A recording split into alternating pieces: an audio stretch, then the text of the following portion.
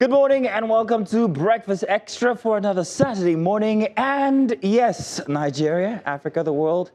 So yesterday, another fake agency was discovered within the Nigerian presidency. And yes, we have another one. Now, at this point, perhaps the most important question is not what this latest fake agency was doing. Perhaps the most important question is how many more fake agencies could there be inside of the Nigerian presidency? Simple question, but complicated to answer. Because we now have at least four organizations that investigators have described as fake or fictitious. The latest is the National Brands Development and Made in Nigeria Special Project Office. Quite a name. And you know an organization is Nigerian when you hear National Development Special Projects all appearing before you get to the end of its name. But this one is particularly interesting and worrying, because according to ICPC, it was operating from the premises of the Office of the Secretary to the Government of the Federation. Talk about lurking in the corridors of power. That's exactly what this one was doing, inside the government, which means it leaves us with the obvious question, who gave the keys? The man identified by ICPC as its promoter is George Buchi Nwabweze, who also appears under several other names, including George Nathan Nwabweze and Prince George Buchi Nwabweze. Now, I went looking through the digital footprint of this organization personally myself, and I found something very fascinating. It had clearly put serious effort into looking like a government institution. How? There was a website. There were social media posts. There were conferences. There were international engagements. There were photographs, speeches, banners, reports. I mean, it looked like someone painfully actually put this together. It was actually quite painful to go through, but I did stick it out. I saw one of the conference material and, well, there were conferences, technically. At least there was chairs, there were microphones, there were people speaking, but some of them had the unmistakable feel of an organization working very hard to try and prove that it was an organization. It was almost a lesson in how to manufacture authenticity, or put national on a banner and give everybody one important title or the other, hold a conference, take photographs, publish the photographs on social media, and suddenly in Nigeria you have institutional history. Except apparently you don't have the most important thing, the legal authority to exist. And that is where things start being funny in Nigeria. Because this is not simply about one man and a collective of banners. It's about how something that allegedly did not legally exist managed to acquire the appearance of government. And now we have to ask the bigger question, how much of these kinds of arrangements are there? We know about the Presidential Foreign Intervention Promotion Council, another big name. The investigation into that case reportedly uncovered 2 more fictitious agencies. Now we have 4 of these ones. But why assume that there's just 4 of these? What if these are simply the 4 that we have found?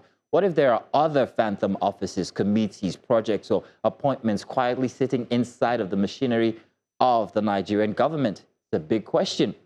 And then there's the money. Because you see, the PFIPC, which government says did not legally exist, actually appeared inside of the 2026 budget with about 1.3 billion naira attached to it. ICPC says no federal government funds were actually approved or released to it.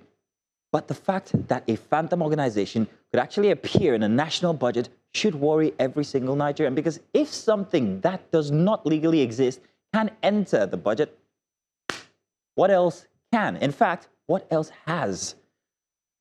And if someone or some of these organizations have been operating for years, we need to know what they have cost us as the Nigerian people. Not just the money allocated, but the money spent, the salaries that would have been paid, allowances, there's travel, there's workshop, there's conferences that had to be made real, there's consultants, there's contracts.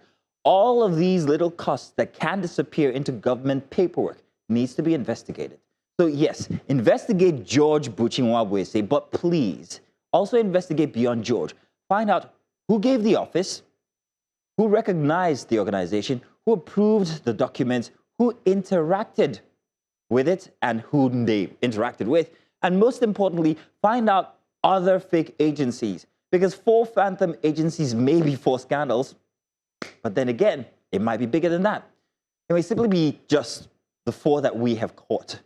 And if that's the case, the question is no longer, how did they fool the government? The question is now, how much did the government pay for this illusion? Once again, welcome to Breakfast Extra. My name is Mazino Appeal, and of course, every single weekend, I don't do this alone. Queen Celestine is in the studio here with me. Queen, good morning and welcome yourself. How you doing? I'm not sure if I'm AI or I'm a human being. Or are we in, a fake it's the Matrix. TV station, or is real? We need to investigate, because we're paying salaries and... at this point, everything needs to be authenticated. I was talking with Udoka, our sports correspondent, this morning, and I was talking about how, in this case, AI has really warped our senses that we don't know what's real and what's not. But in Nigeria here, I think the effect is tangible. You don't even know what agency that operates inside of your government is actually real. And that's very worrisome. Think about the PR for Nigeria outside, and these are agencies that are supposed to be interacting with the international community. Well, I think we're in Nigeria doomsday. Oh.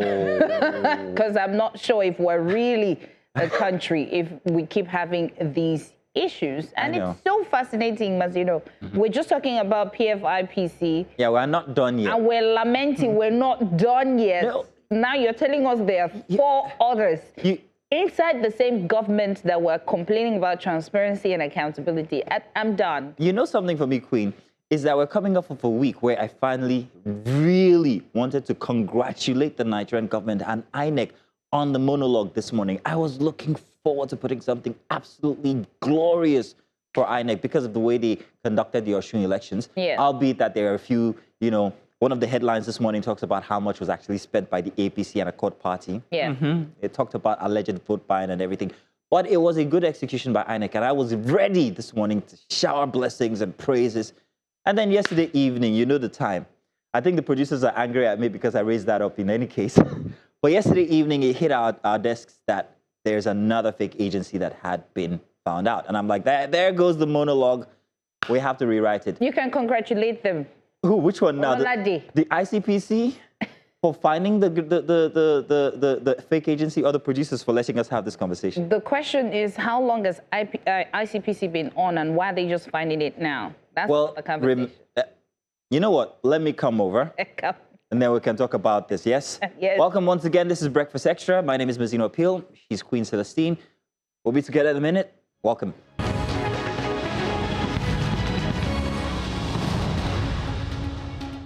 Good morning. Of course, it's the weekend, and you're watching Breakfast Extra on News Central. Now, coming up this morning, we will take you inside Ikorodu, where recurring robbery attacks are leaving residents living in fear and demanding answers. Of course, we move to Benue State, where, of course, proposed federal government ranching pilot is raising concerns. Why are some residents rejecting the plan, and what does it mean for land and communities? Ahead of the 2027 elections, parties signed a peace accord, but will the promise of peaceful campaigns hold? We'll also examine the 252 billion naira spent by 31 states on insecurity in just 6 months.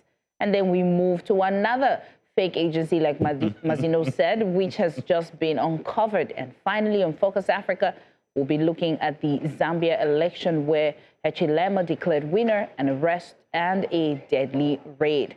That's your Saturday morning, packed up with stories and conversations that will blow your mind. Do stay with us, and then we'll move right to the dailies. Mazino. Celestine, hi. When the PFIPC came up, I did the monologue, and it was just fascinating. And we're like, how did this happen? When did they open? How did they go? What conference? You met ambassadors. You had an office. They have international interactions. They interact even with the presidency as well. And we thought it was mind-blowing. Now we have 4. 4. 2 of them were uncovered while they were trying to investigate the PFIPC. They had to allegedly fictitiously manufacture 2 others just so they can get bank accounts. And now you have this made in Nigeria wanting something. When I saw the name alone, I'm like, how many desks did this pass through? And who's like, yes, that sounds right. Give it a stamp. I'm like, wait, do we put words in a blender? I didn't know I was going to be laughing. And to think she's not feeling fine. but it's crazy that we might not have seen the end of it. I think there's a couple more, maybe like 6 or 7 more. You know, it's Nigeria. Remember, last week we were talking about how we're going to do like a callback to just find out, okay, we had this conversation. Where is it now? Don't let it go. Nigeria were fond of, oh, this is a situation, it's uncovering what. And then it goes away. Before you know it's 6 years. Mm-hmm. 6 years. Let me use Osun as an example. Osun elections is always going to cause, but before you know, it's another time for election, and you're still in court. Very true. It's exhausting. It is exhausting, but such as Nigeria, I guess it's our responsibilities to keep the major stories on the front burner. So, yeah, that's my camera. Major stories on the front burner. So, welcome once again. We'll be having those conversations here today. Where's our? There it is. Oh, kind of like confusing this morning. In any case, let's do a break. When we get back, we're going to be telling what the papers have in their front pages this morning. So stay with us. We'll be back.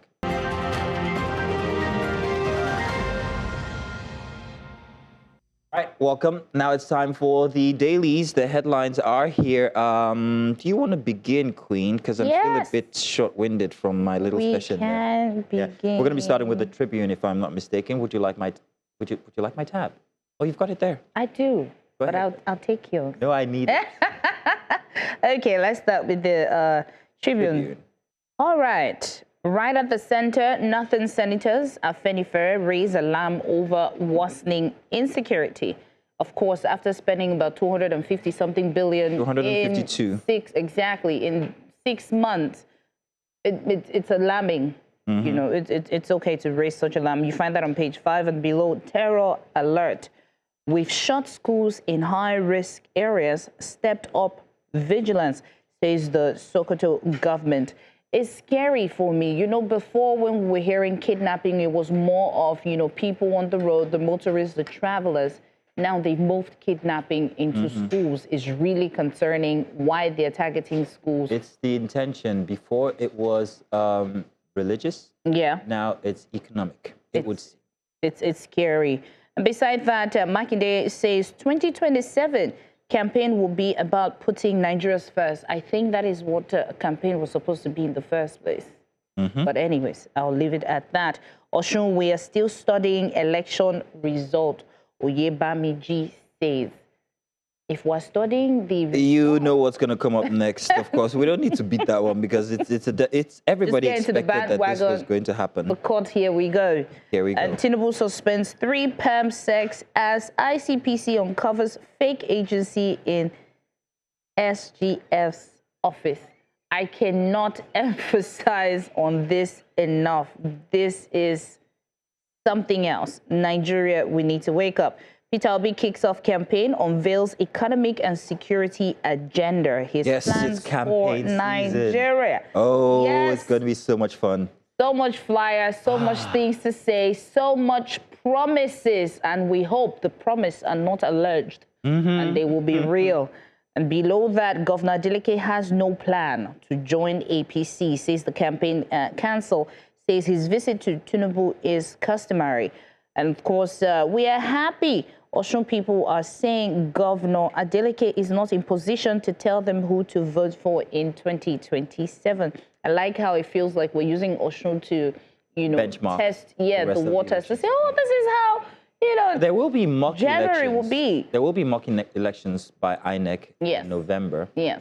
So maybe I think that would also be very, very. It's going to be very interesting as well. I can't wait for that. Yeah, while everybody's campaigning, please grab your PVCs. Right at the top, Atiku blaster Tinubu over attack on his petrol subsidy model. Campaigns are rolling. Campaigns are rolling. Atiku did not say that he was going to employ full fuel subsidy if he gets to be the president. He was very specific. He talked about control. He was very specific generally.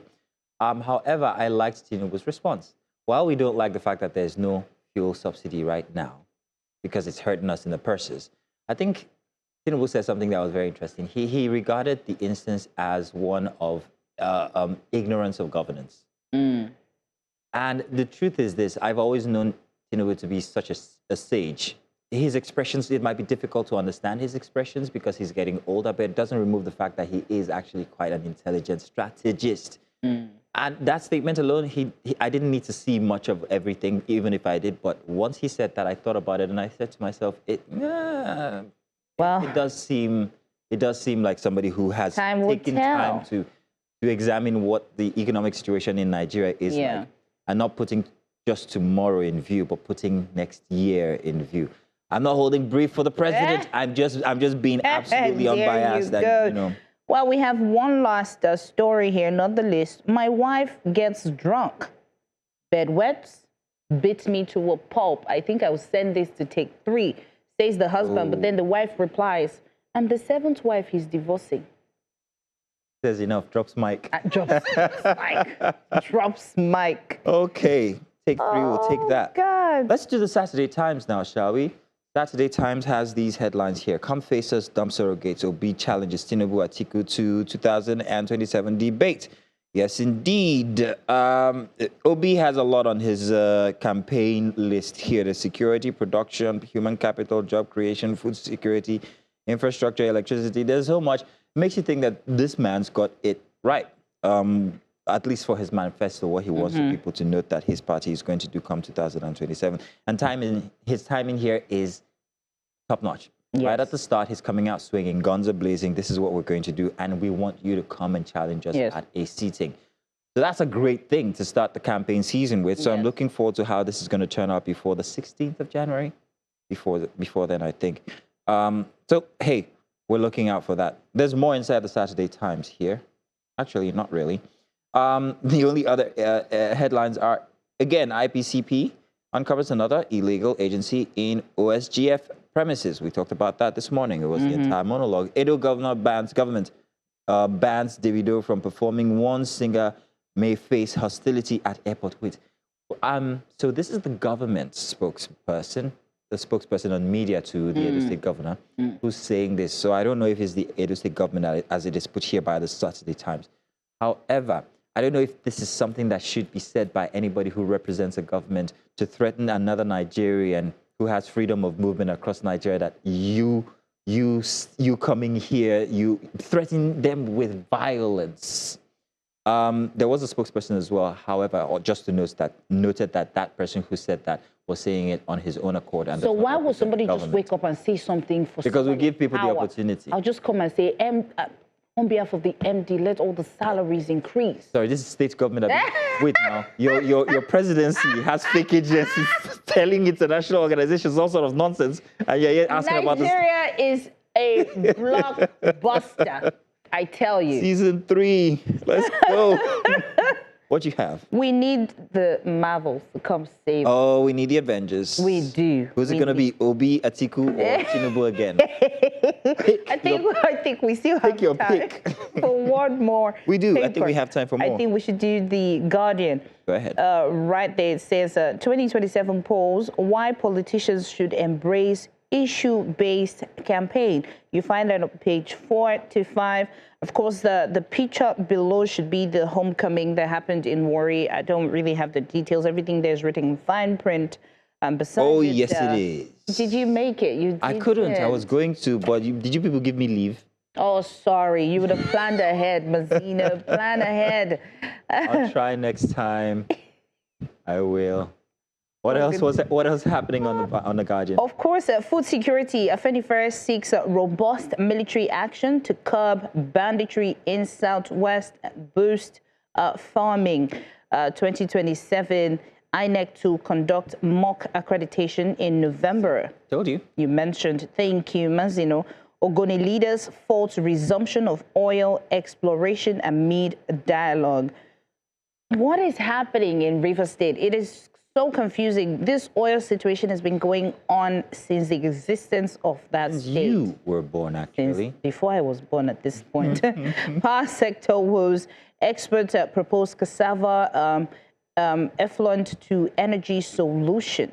And U.S. court permits FBI to review Tinubu drug case files in private.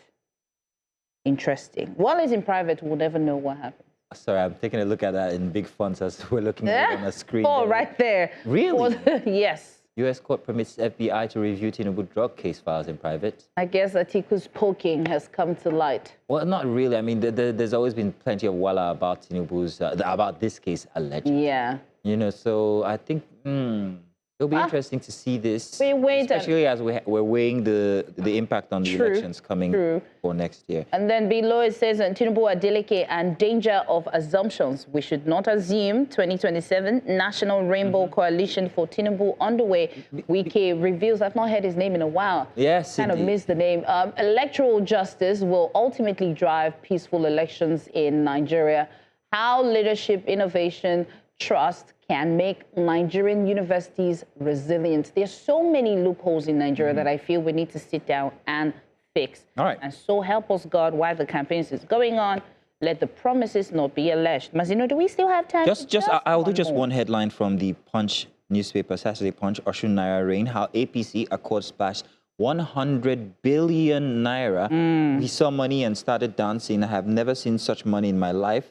And in my entire political career, some LGs received 500 million naira each, says APC leader. Accord chieftain, the money was huge and we didn't finish it.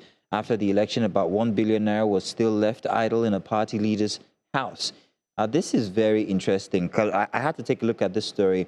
And there was something to note here that according to the Punch newspaper, it says that the money went into vote buying, party agents, canvassers, campaigns.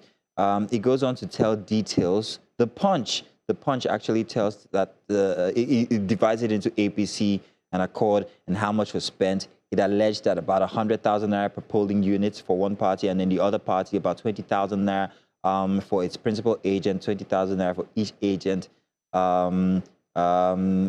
They effectively spent nothing less than at least 100,000 naira per polling unit. So when you multiply that by 3,763 polling units, you're getting, they gave figures. They gave absolute figures, definitive figures here in this article. So I found that very interesting. I had to do some extra research on that. But this is all by the Punch newspaper. I like how, you know, when they throw those monies and then, oh, we need to go and borrow. And then you have an owl looking at you as you're borrowing. You're talking about one of the strips from last week. Yes. I remember the strip, which we'll be doing tomorrow. But that's all we have for the dailies this morning. Do join us as we'll be having some of these conversations inside of today's material. We'll be back to begin our very first one. It's going to be a big report. A big report. So we'll be back. Stay with us.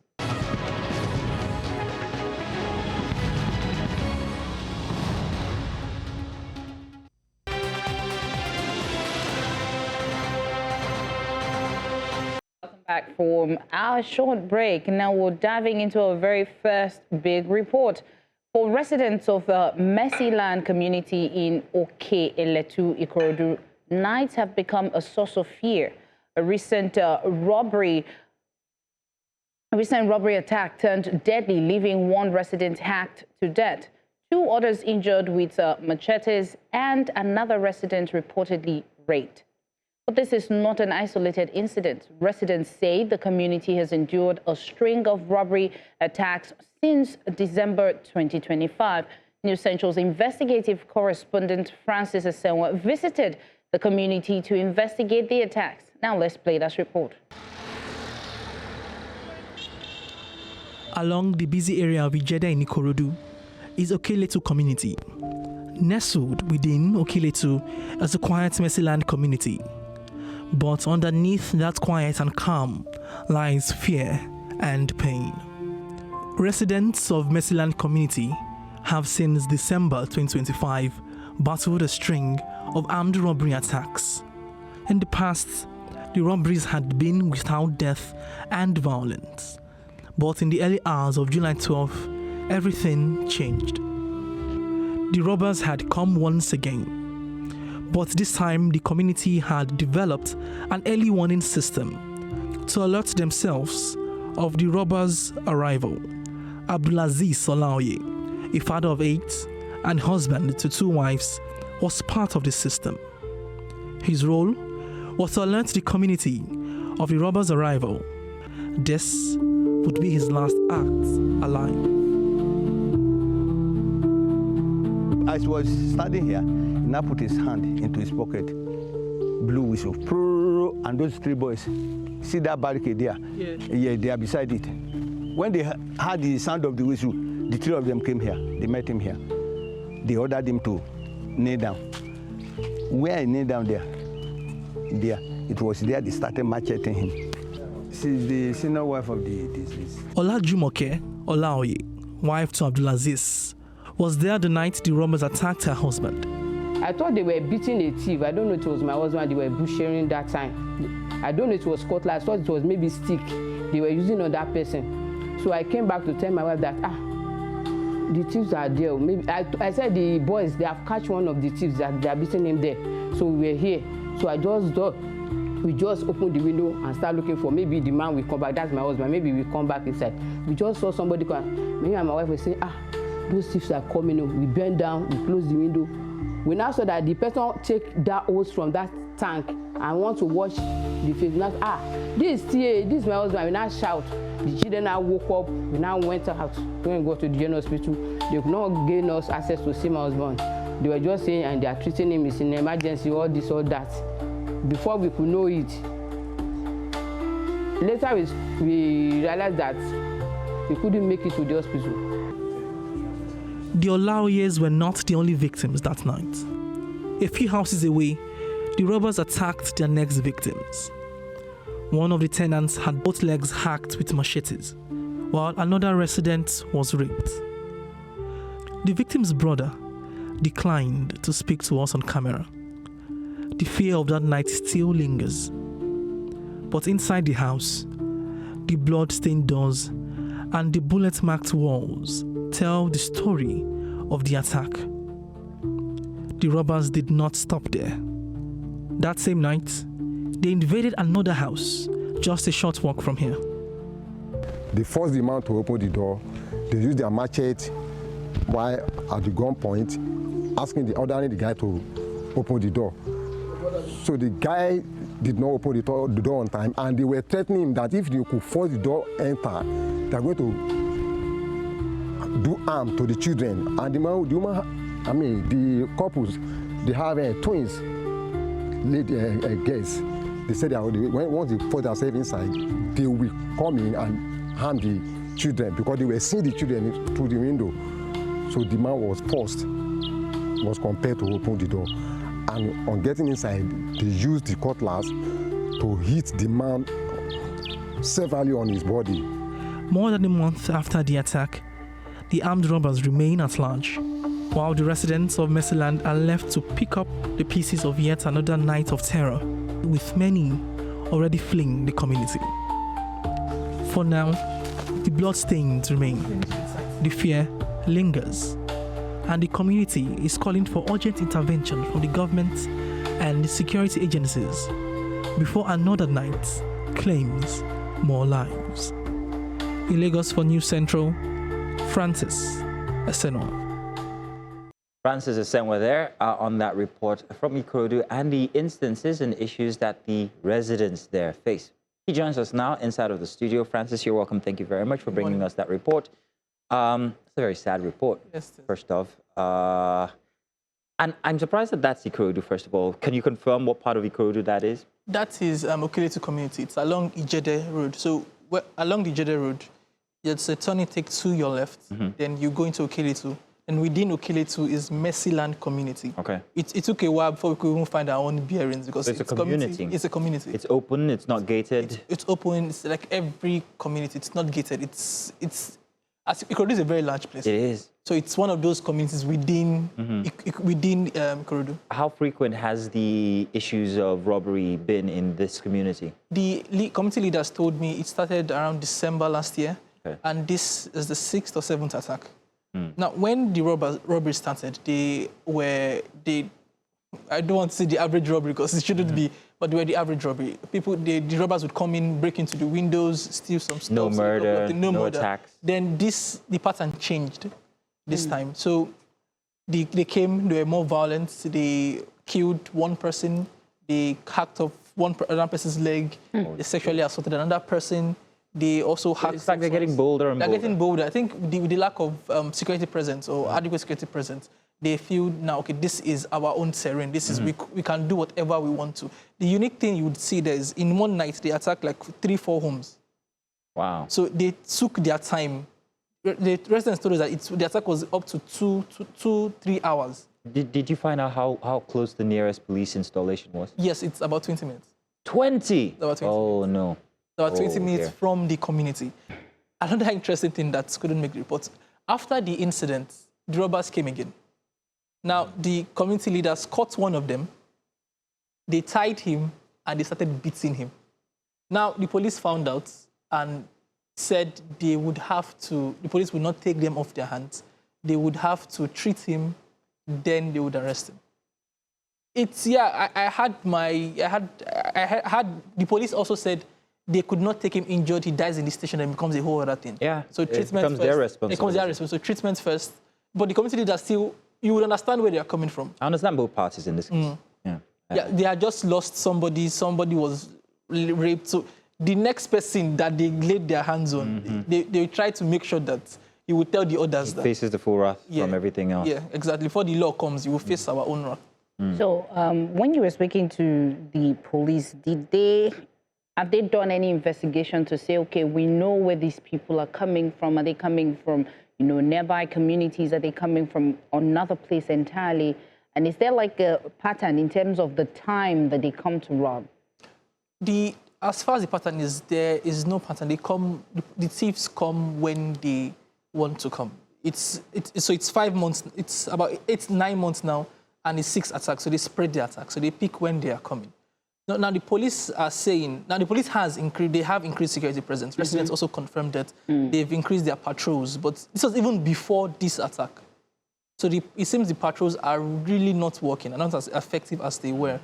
The daughter of the man that was killed, she was telling me that, she told me that once it's before, in the past, when it was 7 p.m., 10, 11, it's a community, it's where you should feel safe. It's your community. People do still walk around. You see people moving, people walking around. But now, 6:30, 7 p.m., you've locked your doors, you've locked and that's at night. Even in the afternoon when I went there, I can count how many people I saw walking on the road. And when I went into some homes, some people have packed out of the homes. Oh. Wow. Yeah, exactly. So people are moving to Kodu for cheap rent. Now they are moving out. Because of the security. Because of the insecurity. Yeah, so exactly.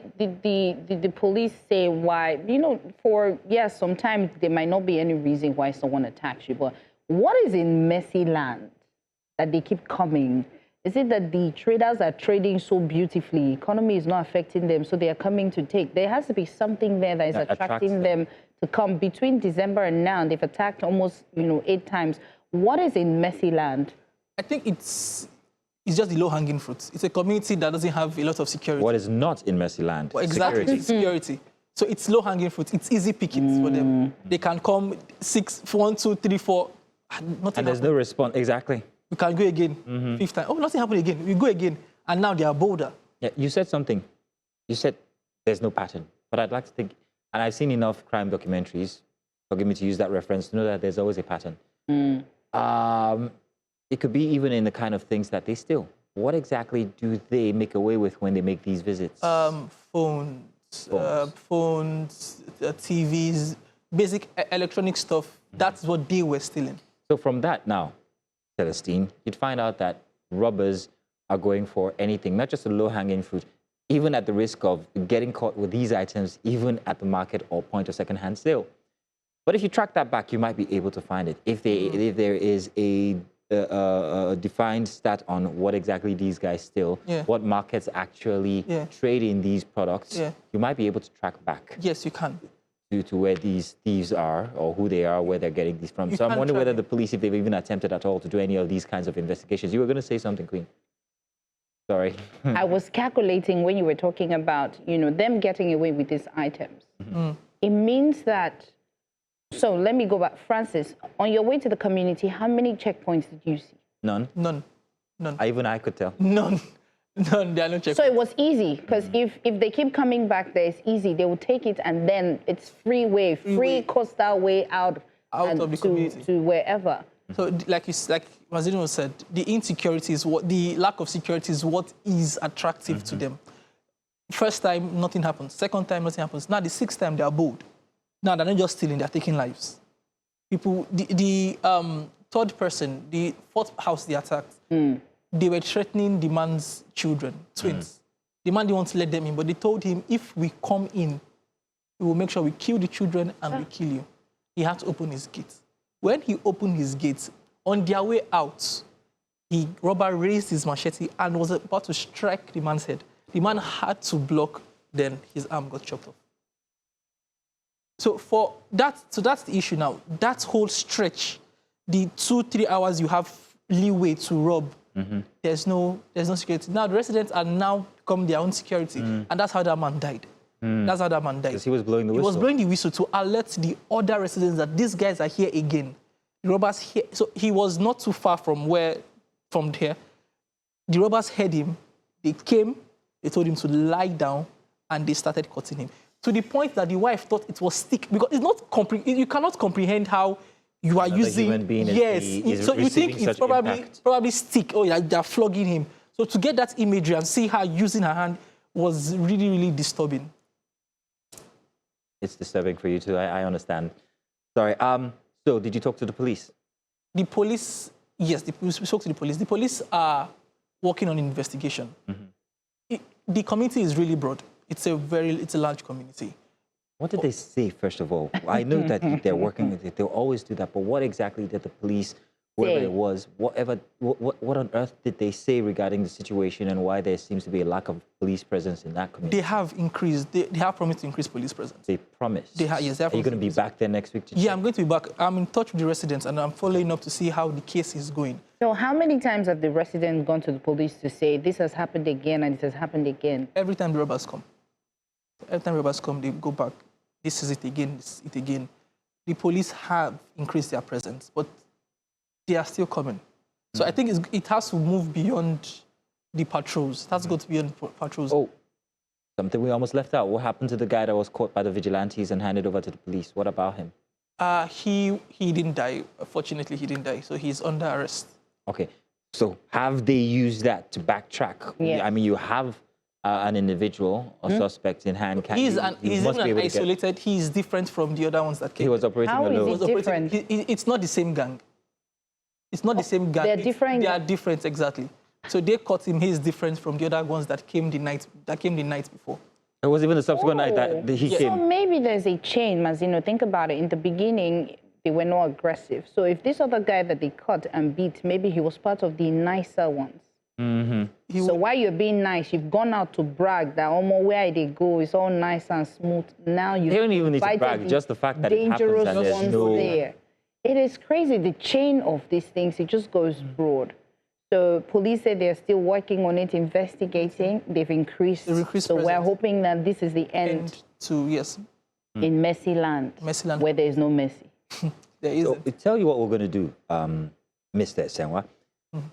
Initially, when we had this on for yesterday, we were discussing having this conversation, and I was wondering, my apologies, I thought that there might have been other bigger stories that we could take, but I'm very sure now that this is very important.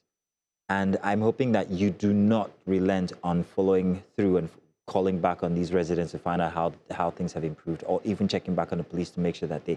and I think here on Breakfast Extra, I mean, I think let's institute something. What did you call it the last time? I called it a callback. Yes, callback. We really have to do something called a callback while we go on, especially these human angle stories to check on the people. I'm hoping that Ini and Vino are listening, because this is a serious thing. We really must begin to check on these individuals that seem to be going through these issues that we have our reporters bring to our note.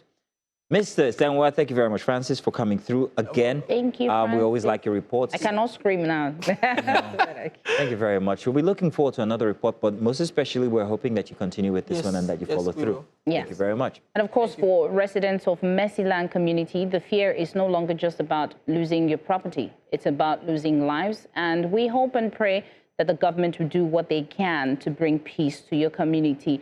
Let's go on a short break. When we return, we start another conversation. Stay with us.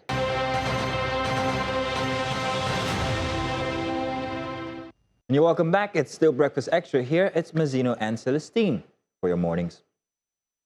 Now, the federal government is considering Benue State as one of the pilot locations for its proposed ranching initiative, part of efforts to find a long-term solution to Nigeria's farmer-herder crisis. Now, but in a state that has experienced years of tension over land, farming, and open grazing, the proposal is already generating concerns among some residents.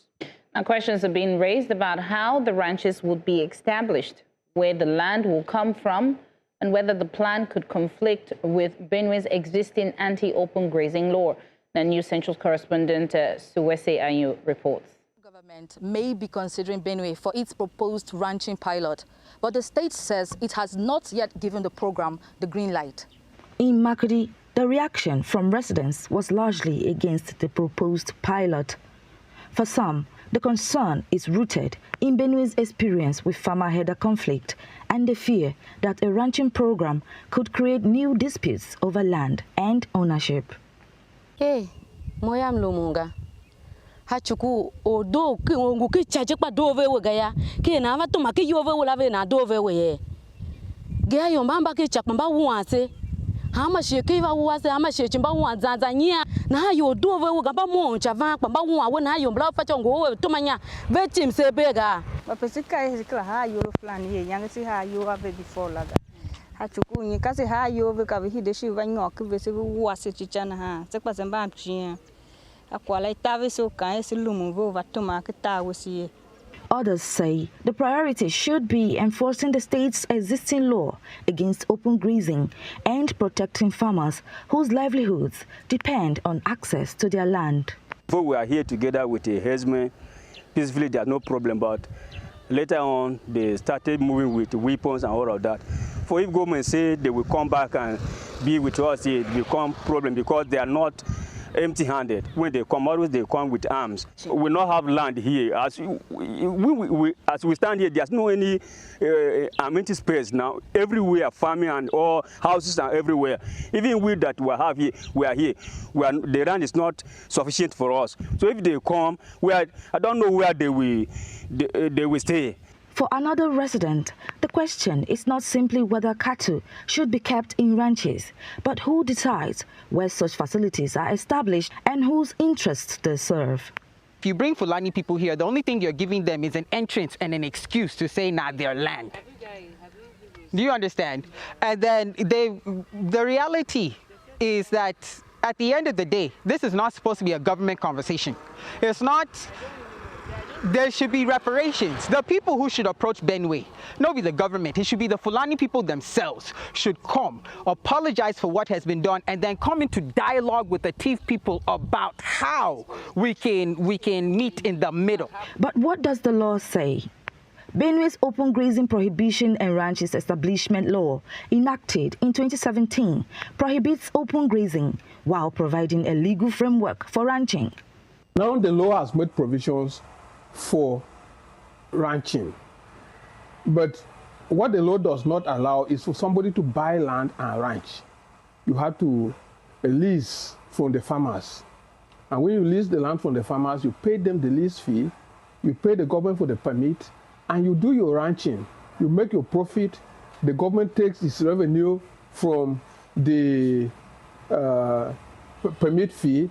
The owner takes his money from the lease fee. You do your business, and when you are your business falls up, or when you are through with your business, you carry your cattle and go, leave the man his lands, and leave the place intact. So the key questions now are, what exactly is the federal government proposing?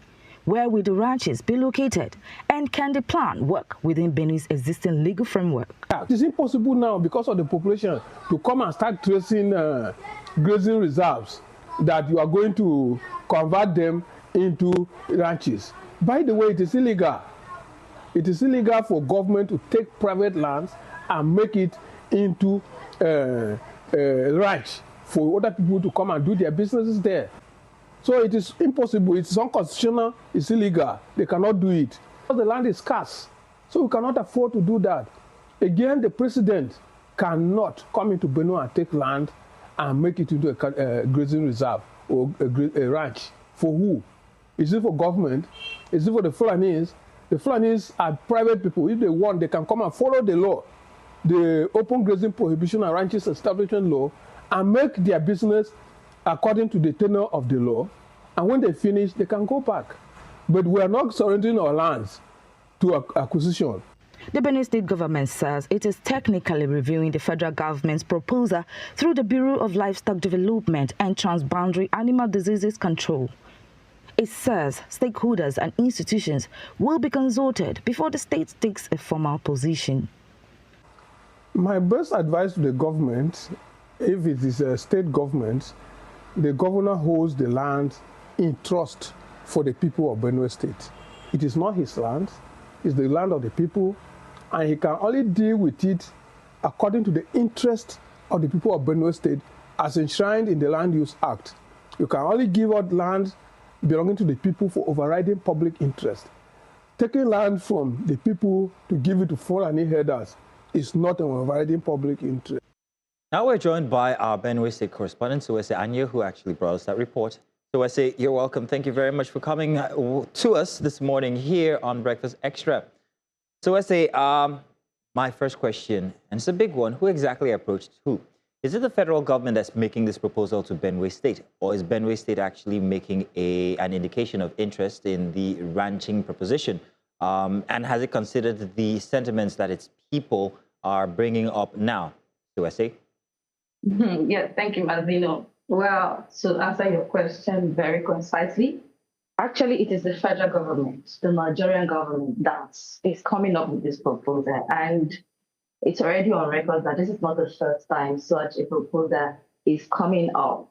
It's been there for a while now, and it has always been, according to what some stakeholders have repeatedly complained about, it seems that the federal government seems to constantly give the headers the green light that there's going to be some kind of ranching in states. And actually, Benue State is not the only state that this proposal, this pilot ranch, it also covers other states like Adamawa State, Kaduna, Nasarawa, and Plateau states alongside the FCT. And these 6 states are believed, these 5 states along with the FCT are believed to be states that have constantly been under farmer-header conflict. And the federal government is proposing that they are going to be tracing some grazing reserves and convert them into ranches. And according to the proposal, I have not had my hands on it yet. I don't know what it entails. I don't know the details involved in that proposal. But the ones I have, the information I have available to me, they want to end the insecurity in these states by making reserves, ranches available. Now, the question that stakeholders and Benue residents are asking is, how did you come about this plan? Who did you consult first before you felt that the solution to the farmer-header clashes is the establishment of ranches in Benue State and other parts of the country that were equally involved are also part of the plan? Adamawa, Nasarawa, Plateau, and the FCT. So Kaduna State. So these are some of the questions. So yes, the government, the federal government is the one that is approaching Benue. So Benue State has stated clearly that they are not going to give the green light because they are still technically reviewing the plan. Yes. So now along with that, has there been identified a definite patch or piece of land that would be used for this, or are they still going with speculation? Has the federal government identified that this part to this part, this is where we are proposing to use for this ranching exercise? Well, like I said earlier, I have not set eyes on the proposal. I don't know what it looks like. I don't know the conversations or the dialogue that the federal government has had with the Benue State government. However, what I know is that I've spoken with a couple of persons who have been actively involved in the anti-open grazing law. Some of them were even part of those that actually drafted that law, and before it was eventually made a thing in Benue State. And they stated clearly that yes, there are a couple of land that was earmarked for whatever ranching or all of that, grazing reserves rather, but they were not gazetted. And so if a land is not gazetted, for that purpose, you cannot come and just take the land. And by the way, this happened many, many years ago, and we don't even have enough of them in Benue State in the first place. Benue doesn't even have land that has been gazetted for ranching or grazing reserves.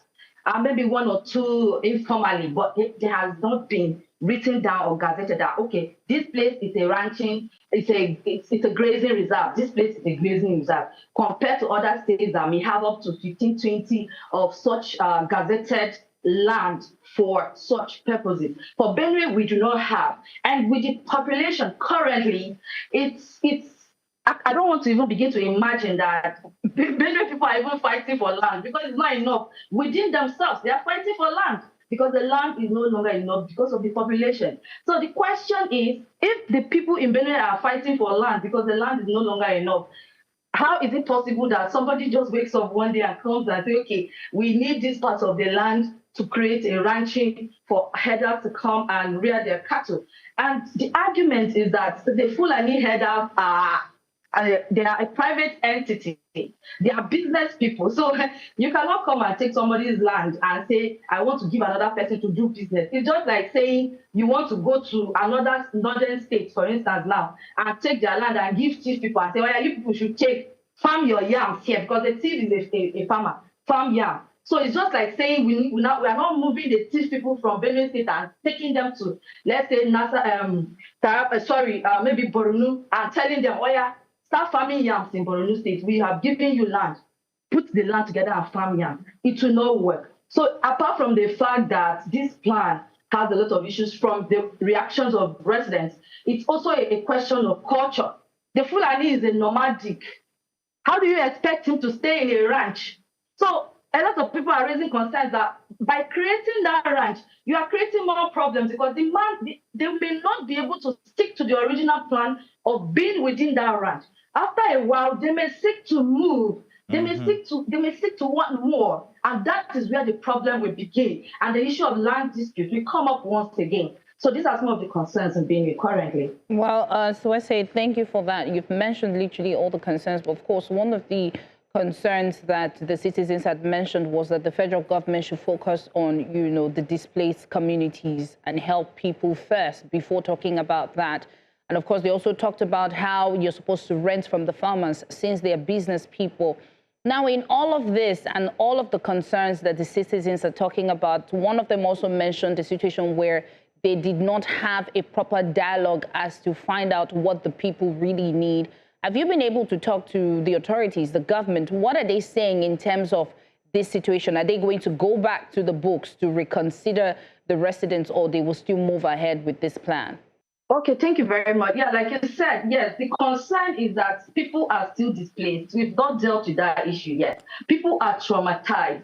In fact, right now in Benue, whenever a Benue person sees a cow or sees some herders moving, they are usually traumatized. They are scared. They start running away. So we've not dealt with that issue of trauma. We've not dealt with the issue of displacement. So this particular plan coming at this point has come off a bit insensitive, if you ask me. However, like you said, the government, after a lot of backlash, because when the proposal came, the government did not react to it. It was absolute silence. And then residents began to ask questions.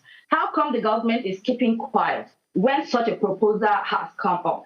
Is it that they are indirectly saying, yes, we are agreeing to this plan? And so after some backlash, the government eventually released a statement saying that they have not given the green light. They are still making their findings. They are still consulting stakeholders and other relevant institutions relating to the anti-open grazing law and other similar legal frameworks that are currently in place to ensure that whatever plans they are going to come up with at the end of the day heavily connect and actually fit into the legal framework that Benue already have relating to the farmer header issue currently. However, they did not tell us clearly if they have taken a stance. They just said they are still reviewing the proposal. So we are still waiting to hear from them. I reached out, but they have not yet responded to me. So I'm still trying. And hopefully, if I'm able to get one person in that particular circle to speak, then I will definitely revert. Thank you. So you're from Benue, aren't you? Yes. How invested are you in all of this? Of course, you would say that I'm heavily invested. And you know how much of the conflict stories I constantly cover, Yeah. I go into these communities, I witness these things firsthand. And let me tell you that right now, I'm even scared of eating beef because I see so much blood when I go out on the field. I see, you know, God permit me to say, sometimes you see body parts that were left behind. So it's really devastating and traumatizing for me as a person. So I take this really personally, seriously. And I could hear that. I could hear that as you spoke. I could hear that it wasn't just about the fact that it's traumatic, like you said. And I'm wondering, if I was to go about Benue, would I get the same sentiments? And I'm also wondering if the Benue people have considered the economic advantage that such an exercise could bring to Benue State. While we have these sentiments about the insecurity and what these kinds of interactions between tribes has caused in the past, there's also to consider the economic advantage that a ranching settlement could bring to any community inside of Benue State. Because first of all, you'd have to rent these patches of land from farmers or people who already own them. That's business for these individuals. And then there are businesses that could grow ancillary to these ranches. You would need to feed these animals. You would need to bring them veterinary doctors. You would need to irrigate and bring them water. It brings development to certain places. If you've ever been to the Obudu Cattle Ranch, it is a ranch and it's used as a resort as well. And people go there just to see these animals and see the terrain.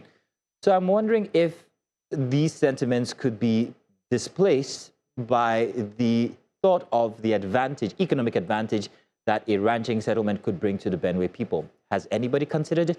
Have you considered it? Yes, actually the anti-open grazing law enacted in 2017 provides for ranching in Benue State. But yes, there are rules, there are conditions that come with the ranching. And if those conditions are met, I think, like you said, Benue could actually have the ranching thing, but then it could serve the interest of both the farmers, the interest of the residents, the interest of the government, and then the interest of the herders. And that means that nobody is selling land to anybody to create a ranch. It means that you are listing out the farmers, the owners of lands are listing out their lands to these people. And then when you are done doing your business, you move and the owner gets back their land and listens it to the next herder that wants to come and do business. So it's a win-win situation when the rules of the conditions of that particular law are met. Now, the question is if they are willing to play by the rules, if they are willing to go with the laws that are already on ground.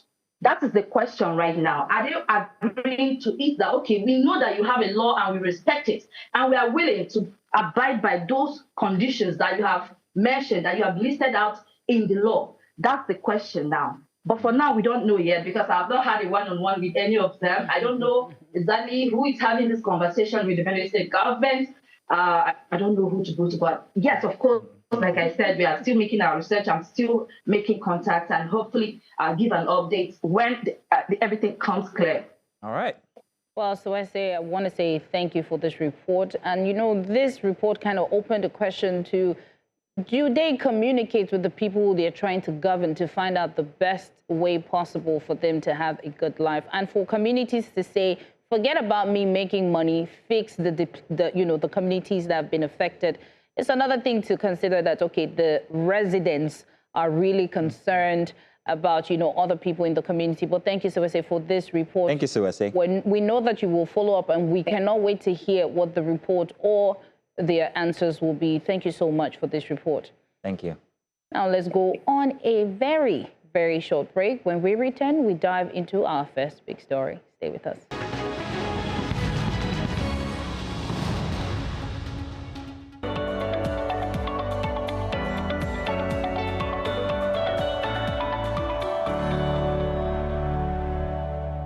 Welcome again. Breakfast Extra here.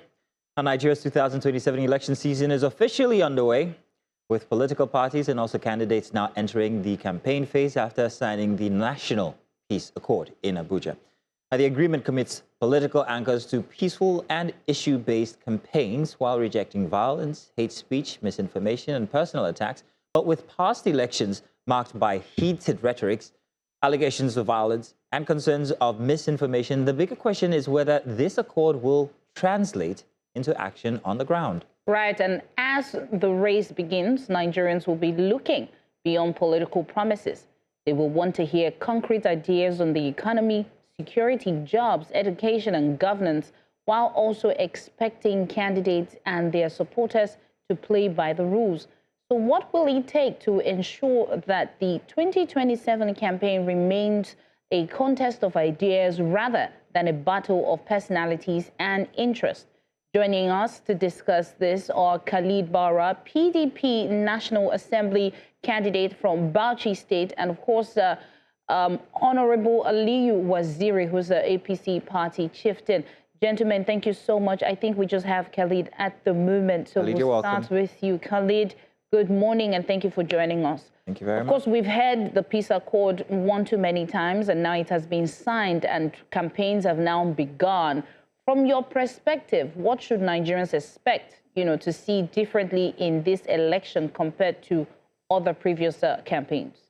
Well, Ms. Celestine, good morning. Good morning, fellow Nigerians. I'm happy to be here once more. I think I was in your studio a few days ago to discuss about this peace accord. Invariably, this peace accord is sending a very negative signal to Nigerians. Reason goes like this, that why should we always sign a peace accord when it's during an election cycle? Nigeria should have been matured enough to go into election, with our conscience behind our minds, believing that the most peaceful thing we need to have is a peaceful election. An election is not a war. Election should be a form of, electing our leaders, and I don't think it should be a war. I don't think it should be, a way where politicians will use it as a vehicle to create, insecurity or, crisis at the end of the day. So this peace accord, I think we should far go beyond signing a peace accord in this country. We should demonstrate, our own love, our own patriotism to our nation. Our own peaceful coexistence, I think, is more paramount to us than, winning an elected position. So to me, it's just given a very, bad signal to Nigerians, and it's given a bad image to our country in the Committee of Nations, especially that Nigeria has been the leading African country, the leading African nation, the largest African country in the world, and the largest black nation in the world. So if Nigeria, as a leader of African countries, cannot lead by example and show and demonstrate to other nations that, yes, we can have an election peacefully without any commotion, without any crisis, then we will take our proper place in the Committee of Nations. But signing a peace accord during every election cycle, I think, is giving Nigeria a very wrong image. If countries like Senegal can go into election without signing a peace accord, then why should Nigeria not do that? So, Khalid, are you saying that one of the reasons why we're signing this peace accord every election is because there are no real consequences to the people involved when they violate it? Actually, I think this is where our own judiciary should have to step up.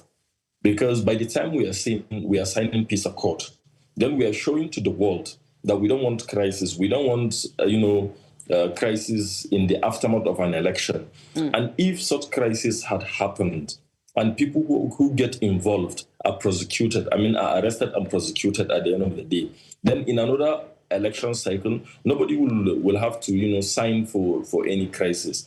That means our election will have to take place without signing a peace accord. So I am actually not, in support of signing peace accord, not because I don't want peace, but because Nigerian democratic system is 28 years old today. And I think we should go far beyond signing a peace accord. If we truly meant well for this country, if we're truly patriotic for this country, I don't think election should be a vehicle for us to create, any kind of disharmony, any crisis among our own citizens. Khalid, I don't know about this peace accord. I'm with you with that question when you asked, do we always have to continue signing these peace accords? For every single election, we have one signed. Osun elections has just ended. They signed one. And I don't know if you remember the comments by the Senator Fadonsi, what he said regarding killing the opposition and how he came back around to say, no, that's not what I meant. We always come back around to this all the time. And it's beginning to seem like as if it's just a gentleman's agreement. Because without enforcement, how much of a tool could it be when it comes to elections? Because like you've just discussed with Celestine, it's continually flouted by the parties, by individuals, by supporters. And I'm wondering what or how we could enforce this. Do you think that there should be an agency that is vested with the obligation to enforce the peace accord? I don't think we need any agency. Sincerely speaking, Nigeria should be bigger than just creating an agency or an institution for the prosecution of election malpractices.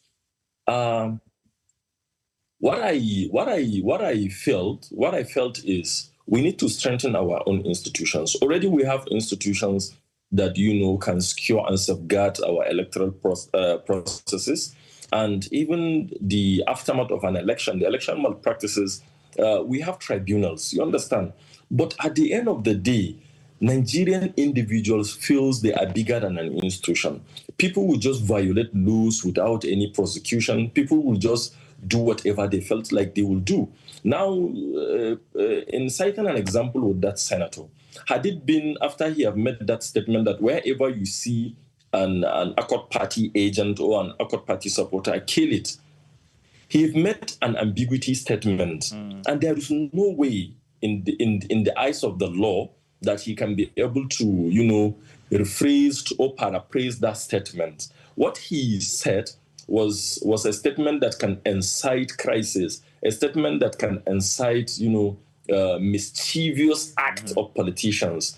So had it been after he has made that statement, our own security agencies like the police will now invite him and question him why he has made that such kind of statement. Because if individuals felt they are bigger than institutions, then it means there is no country that. Because Nigeria, I cannot say Nigeria is a very lawless country, but sometimes some people in the corridor of power felt they have absolute power to go beyond laws of the land, laws of the country.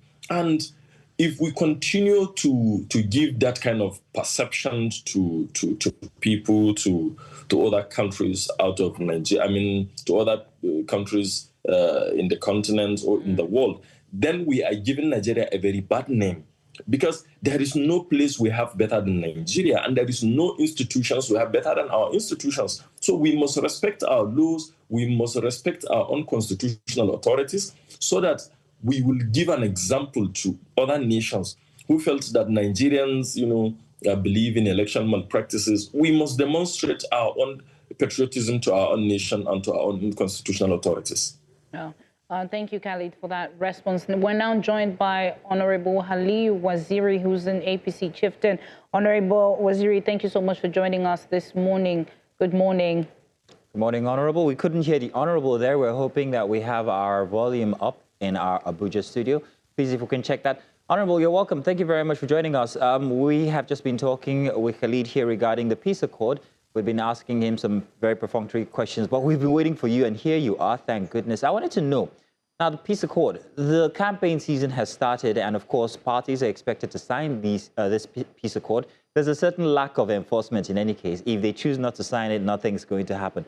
But something struck me, and I don't know what your answer would be to this. I'm wondering why the president himself was not part of the signing of the peace accord for this campaign season. Is there an explanation to that you could give us? Thank you very much. Once again, good morning, viewers. Good morning, you and our sister there. The president was not there physically. There might likely be some national engagement that have restricted him from going there, but he was always represented by the party national chairman, and so the party is there. So I think the president not being there physically, it has no any other issue. So the presence of the national chairman has covered everything. President has a lot of tax in the country, so there might likely be something very, very important and urgent that needs his attention, which he needs to attend to. So by representing him by the national chairman of the party, I think that has filled the gap of Nigerians asking question why the president is not there. You saw the Osun elections. There was one party member who actually caught people's attention when he made a remark on a viral video talking about killing the opposition. He came back to reframe what he meant by it.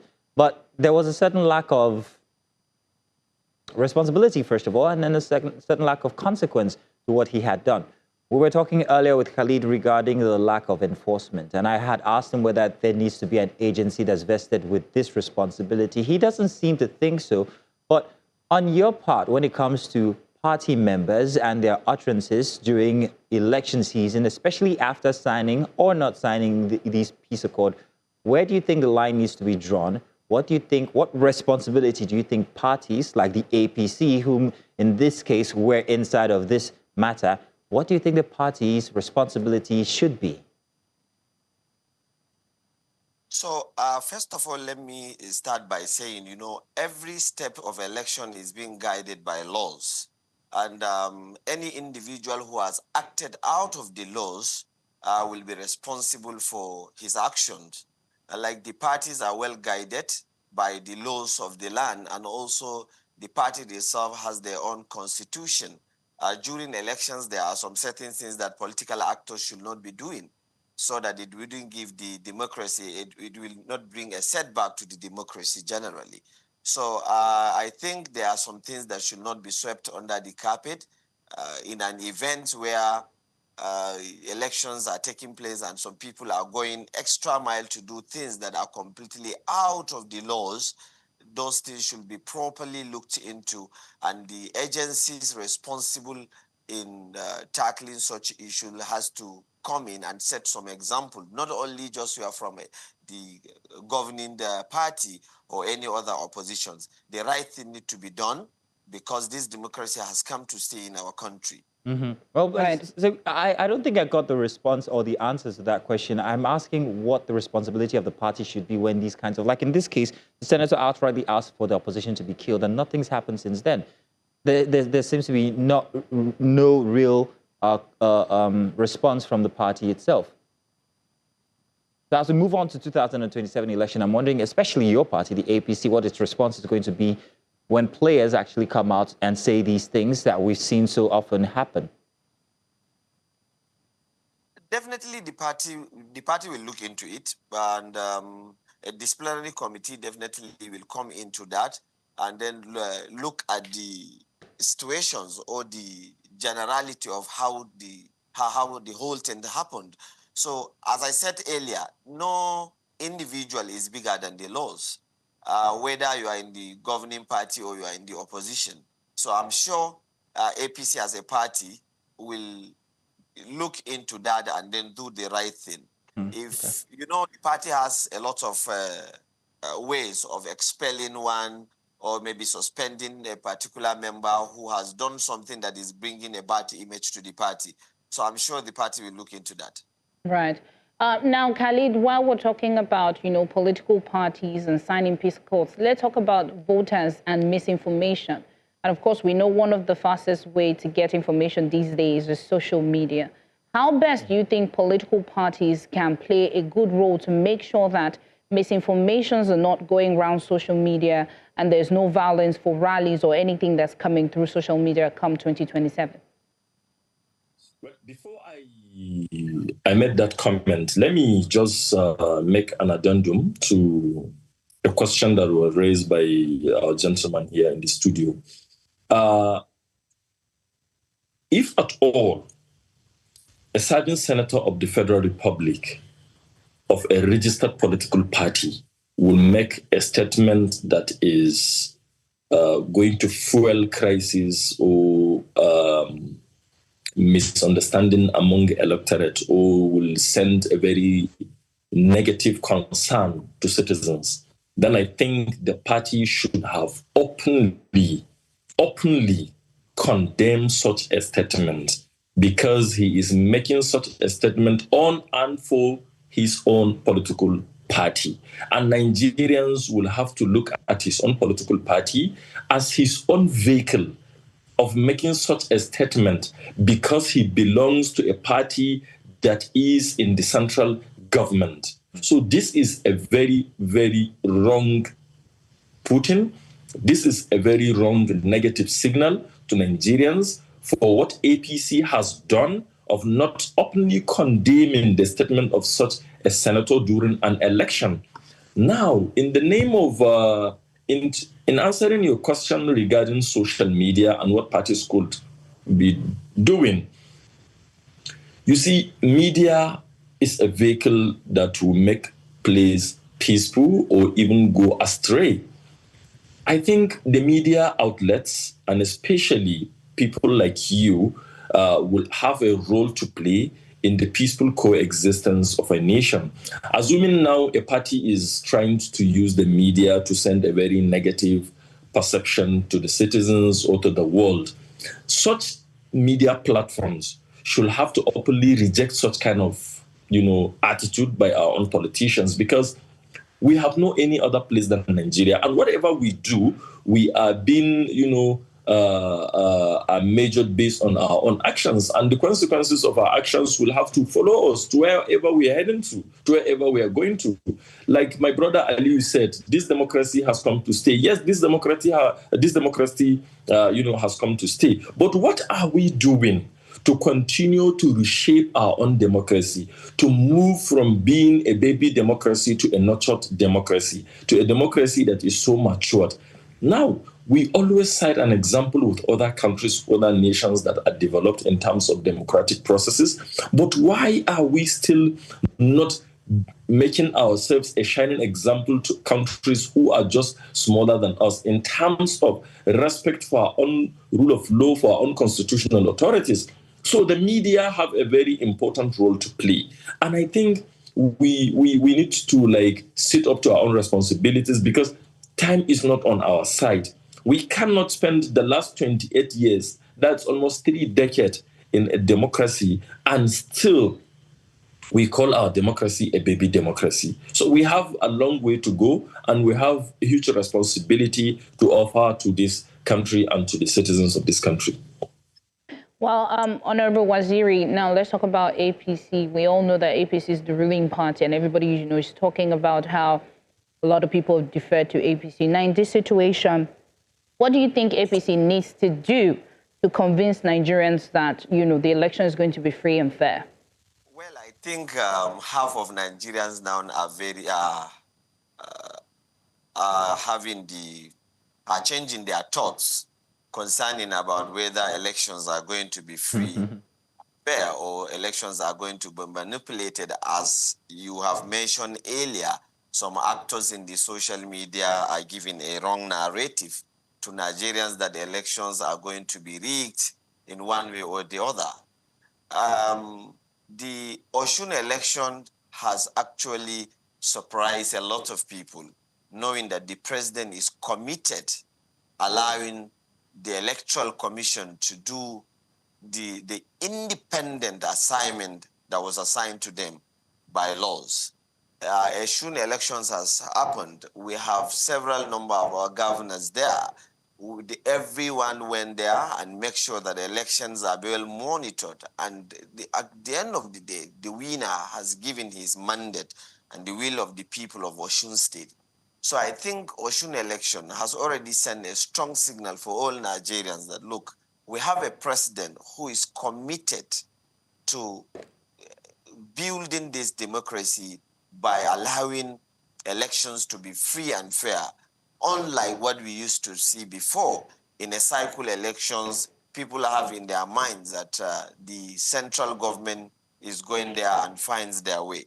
APC actually is not doing that. APC is committed in building democracy towards the minds of Nigerians and allowing all the electorate to exercise their rights, and at the end of the day, everyone votes will count.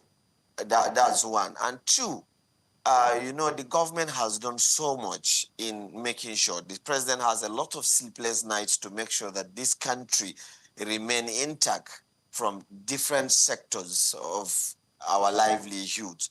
So I think Nigerians has that confidence in the Electoral Commission and the government of today that these elections in 2027 are going to be rancor-free, and also everyone's vote is going to be counted, and then at the end of the day, whoever emerged the winner will be announced. So this hope is there in the minds of Nigerians. Khalid, are you a football man? Do you like football? Do you watch football matches, Khalid? Absolutely. I watch football most often. I'm a genuine Arsenal fan. Arsenal, okay, let's not go there. That's not where I was going. But then, Ali, do you watch football? Are you good with football? Yeah. Ali, are you? Arsenal fan? Did you say Arsenal fan? I'm asking if generally you watch football. Do you enjoy football? Yes, I'm a fan of football, yes. Grand. So you see that thing, I don't know if it's called the supporters rule or something, where when supporters are unruly, the clubs have to pay the penalty. Sometimes they get to play matches without their supporters in the stadium just because the supporters were unruly in a previous match. So I want to piggyback on that and bring it into politics here and the peace accord and signing of this peace accord. Now, when we have apparatus like social media especially that can easily disseminate misinformation during the election period, or even supporters that are so passionate that they intimidate other party supporters, I'm wondering who should take that responsibility. Do you think our peace accord should also have in it such a statement or a clause where they could come under fire for the conduct of their followers or their supporters? Do you think that this would be a good idea? You can't answer that without putting in enforcement into that. So if you're going to answer, please make sure that you answer this with some sort of suggestion on how this can be enforced. I'd like Waziri to please go first, if you don't mind. I'm going to allow Aliyu. Could you please take that? Can you please, Khalid rather? Can you please respond? Maybe he'll get the gist of it. Khalid, if you can hear me. Okay. Yes. Okay. Before I respond, sometimes when you're having such kind of an interview, your opponents could say something that you may likely want to say something about. Go ahead, please, if you have to. Okay. I just want to remind my brother, Honorable Aliyu, here that APC is just talking about Osun election. But they have forgotten that the Osun election that Akkord's party win have come at the expense of the lives of over 5 to 7 people who were naturally killed before that election even took place. And I have not seen what the government of APC is doing, especially in condemning such an act of violence that resulted to the death of 5 to 7 citizens of this country. I can see a country where in America, one citizen's life is more important to the government and people of the United States. But in Nigeria, you can kill 5, 10 people and it will just be swept under the carpet and nothing will be done about it. You and me knows that there was, an allegations of mischievous killing of about 5 to 7 individuals in Osun, even prior to the election. 1, 2, there was an intimidation, not even an intimidation. There was a kind of muzzle that was used by the government of APC, as claimed by the Osun State government, that the EFCC have frozen the state account. That was about 3 days or 4 days to the election, until the president, in his own magnanimity, intervened to call EFCC to order to lift the court order that was used to frozen the state account. So all these kind of things, these are things that we are saying that we don't want to be seen in an election cycle. I want an election where no single individual blood will be spilled. Just like I always quote example with former President Goodluck Jonathan, who said in 2014 that his election is not worth the blood of any Nigerian. So this is what we want to see in this country, where an election will take place without killing one single individual, one single citizen. Because what we don't know invariably is that individual that you have killed might have been one of the best Nigerians that in the future will be a governor or a president that will demonstrate something good to a nation. So we need an election where no individuals is going to be harmed. One, two, in response to your question, yes. Okay, go ahead and answer that then, since you've gotten there. Okay, in response to your question, the National Peace Committee is a committee of highly respected elder statesmen of this country. It is headed by a former military president of this country, General Abdisalami Abubakar, who has more than 60 to 70% of contribution to the present democracy we are enjoying. He was a military president between 1998 to 1999, after which he returned Nigeria to democratic rule, knowing fully well that the world is now shifting from military dictatorship to democratic rules. And he has, honorably and gently moved Nigeria from military era to democratic era. And we have the likes of General Martin Luther King, who has been a very, very patriotic citizen who have served this country in the military regime. And we have also the likes of Khalid, I'm sorry, Khalid, but Khalid, we're running out of time. I was hoping you'd get to the crux of that there real quick. Should political parties take responsibility for the action of their followers or supporters before election, during election? That is why I talk about strengthening our institutions. If our own institutions are being strengthened more than the individuals, then any political party who get involved in an election malpractices and election violences should be sanctioned.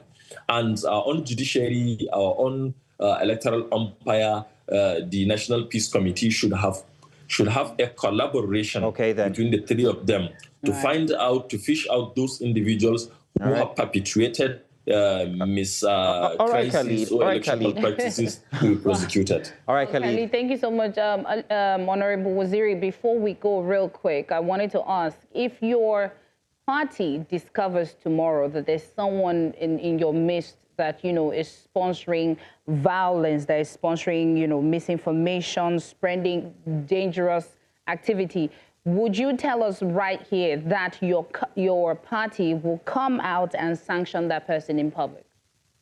I'm very confident I will tell you yes. Anything that will attract the peace of this country and give a wrong narrative that is coming from a member of this party, the party will not accept that. I want to tell you that for free. And in a quick one, I just want to chip into what my brother said, since we are running out of time, with the swift action that the president took during the Osun election by giving a standing order for account to be unfreezed, the state government account to be unfreezed.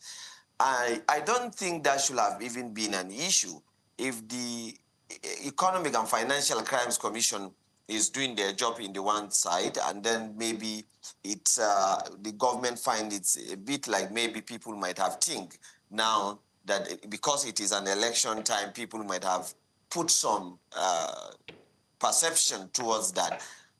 You should know that no governor in the country or government has the right to make use of the state funds in sponsoring any of his ambition or any of his electoral way outs. So the money itself has nothing. The monies in the account of the state government has nothing to do with the election. We need to get this very clear. So having been the account is being frozen, that does not stop the governor from going to move around his political activities, because the state government is owned by the state and the people of the state. So there should not be any alarm that because the account has been frozen. Do you want to use the money for elections? The answers are no. And for those who were killed, maybe he might have been busy attending to his PDP meetings in Bauchi State that has not allowed him to know what exactly is happening. The government has condemned the killings of the people that died before the election, and I'm sure the security agencies are also investigating that. And we should not forget, every issue, there is a way you handle it, because it's a national issue, it's a live issue. There are things that are very, very sensitive that we should allow the government to handle it in the best way of, in a professional way. So I think that is what I will say. But Wow. for our party, nobody will be allowed to mislead Nigerians. Democracy has come to stay in Nigerians, and we must, in a matter of must, we continue to allow Nigerians to know exactly what is happening. And at the end of the day, those who are taking over from those who are in power today will not be giving a wrong references of what happened in the past. And Okay, then. has happened. If we go further. Aliu Barao, I want to say thank you very much. And of course, Honorable Aliu, hang on a sec, Khalid Barao, I beg your pardon, and Honorable Aliu Barao Waziri. I got your names both mixed up. My apologies. Thank you very much for joining us on this conversation. I just wanted to end by saying that for optics' sake, it would be great to see the leader of the current party at the signing of the peace accord, at least for optics. We were taking a look at a collage of all the pictures there from the peace accord signing. We could see other parties represented. I think for the people of Nigeria, it would be good and, of course, satisfying to see that we're all in 100%, even whether we're opposition. But thank you very much, gentlemen, for having this conversation here. Thank you, gentlemen. Now let's go on a very short break. When we return, we start another conversation. Stay with us.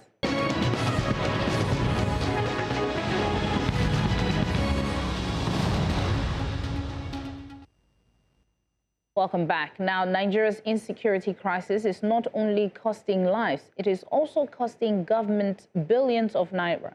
A new analysis by The Punch shows that 31 states spent an estimated 252.26 billion naira on security between January and June 2026, covering everything from security equipment and personnel to security votes and operations. And yet, killings, kidnappings, banditry, and other forms of criminality continue to threaten communities across the country. The figures raise a difficult question. If more money is being committed to security, why aren't Nigerians seeing a corresponding improvement in their safety? Is the problem insufficient funding? Is it poor allocation of resources? Is it weak intelligence? Is it a lack of coordination, or maybe just simply a failure to measure what security spending actually achieves? So to help us unpack the numbers and also the wider security picture, we're joined by Chidi Omeje. He's a security analyst. Thank you very much, Chidi, for joining us. Good morning, Mr. Chidi. What are we paying for? Yeah. Thanks for having me. Yeah. You're welcome. Chidi, what are we paying for? What are we buying? Exactly where are these monies going? Are we forward? Are we putting our foot forward when it comes to insecurity? Or are we simply just taking care of whatever has happened after the instances? States are spending so much, and then the public are not privy to these numbers that are being spent. So it gives you an accountability complexity. So what are your thoughts, first of all, after you saw the numbers and all these states that are spending, some of them not in such turmoil as other states, yet spending much more? Are they doing it right by preparing their states for what might be? Or are they using these monies for whatever else? What do you think, Chidi? Well, I saw the report, and of course the numbers are quite staggering. And but let us lay some kind of foundation here so that we have a clear understanding of what we're discussing. The thing is, the report has just explained the fact that the Nigerian state, I'm talking about the subnationals, are now being roped into, pardon my word, into matters that ordinarily should be the responsibility of national security, concern, because issues of security, issues of maybe equipping the military or providing logistics for the military, these are essentially the responsibility of the national. Talking about the central government, the national security. But now, given the character of the security challenges we have in the country, the states, talking about subnationals now, they have no option than to be part of the whole effort to stem the tide. That is where you see that most of these states, especially those who are, especially the states that are, in serious problems, talking about states that are immersed in, crimes like terrorism, banditry, industrial scale kidnapping, all these kind of things. Such states have no option than to put the money in as part of their contribution. But you asked a good question: where are these monies going, and are we being fleeced? Are we now? Are we sure that the state governments are not hiding under the pretext of contributing for these efforts to siphon money and put it elsewhere? These are concerns. But the important thing is that given the nature of our security challenges, where we have kidnapping, we have all those things that are well beyond the capacity of even the police alone to deal with, the state governments have no option than to contribute. But you asked another question: where are these monies going? Are they spending the money in the right places? Are all just buying vehicles and probably buying the communication equipment? There are other areas that we think that such monies should go, and these areas include the preventive measures. How are you able to either spending monies to galvanize maybe community-led intelligence networks, or things that could have sustainable contribution, not just to deal with the symptoms? Because as far as I'm concerned, the military, the kinetic efforts we are seeing are just efforts to deal with the symptoms, but not the fundamentals. The fundamentals are those things, those factors underneath that predispose these crimes or criminalities. You are right, where are the monies going to go? So these are the issues, and your question is quite germane, because we have to find out exactly where the state governments are putting their money in. Yeah. There's also something about the optics when states spend money to buy equipment, and or you consider whether with these equipments we have the know-how or manpower to actually operate them. Are we not just spending these monies without really accounting for how they're going to be used? But I want us to take a look at the big spenders here when it comes to state allocation for security. Kogi State is at the very top with 34.6 billion naira. And I'm going to go down the list about 8 or 7 or 8, 9 states under. We have Kaduna State, 10.3 billion naira. That is almost like 3 times less than what Kogi State is spending. Now, Kogi State, when you compare it with what other states are going through, Bauchi, Borno, Kaduna, it's not as much as what these states have suffered. But yet their security spend is 34.6 billion naira. So how exactly do we account for these differences in spending in states that don't have as much issues, spending much more, 3 times more than states that have been known to be prone to violence, attacks, insurgencies and all, spending only 10 billion? Are these states not doing as well as? Perhaps maybe Kogi State is spending enough to keep its states safer than Kaduna State. What do you think? This is where the issue of accountability and transparency comes in. And this is also where we have to map the security challenges. You might say that Kogi State is not as a cell as maybe Borno or let's say Katsina or Zamfara. But I must tell you that Kogi State, as we speak now, is becoming an epicenter of banditry. Actually, the kidnapping industry is growing there. But then again, like I said, this is where we are concerned, because we want to find out where those monies went to. Is it procuring vehicles, logistics effort, communication? Where exactly did the money go to? And the people in that state, of course, and people who are interested in transparency and accountability in governance should be able to ask more questions, because we must be careful so that these guys do not hide under the pretext of supporting the security efforts of the government, then begin to divert money, all in the name of buying security equipment. We know that what they call security votes, that all these state governors do enjoy. Now, this security vote is one bit of budgetary part that nobody questions. They use the money at their own discretion. But even the kind of expenses they're making now is beyond even what the security votes, because the security vote most times is not just about probably 10-15%, or no, not even up to that, maybe about 5% of the budget. But now you can see that a whole chunk of money are being put all in name of security. And you see, there are implications. It means that monies that are ordinarily meant for infrastructure, for healthcare, for education, have been schemed out to put into the so-called security effort. But the real question is, having spent all that amount of money, what are the results? Are kidnapping incidents coming down? Are communities free of marauding bandits?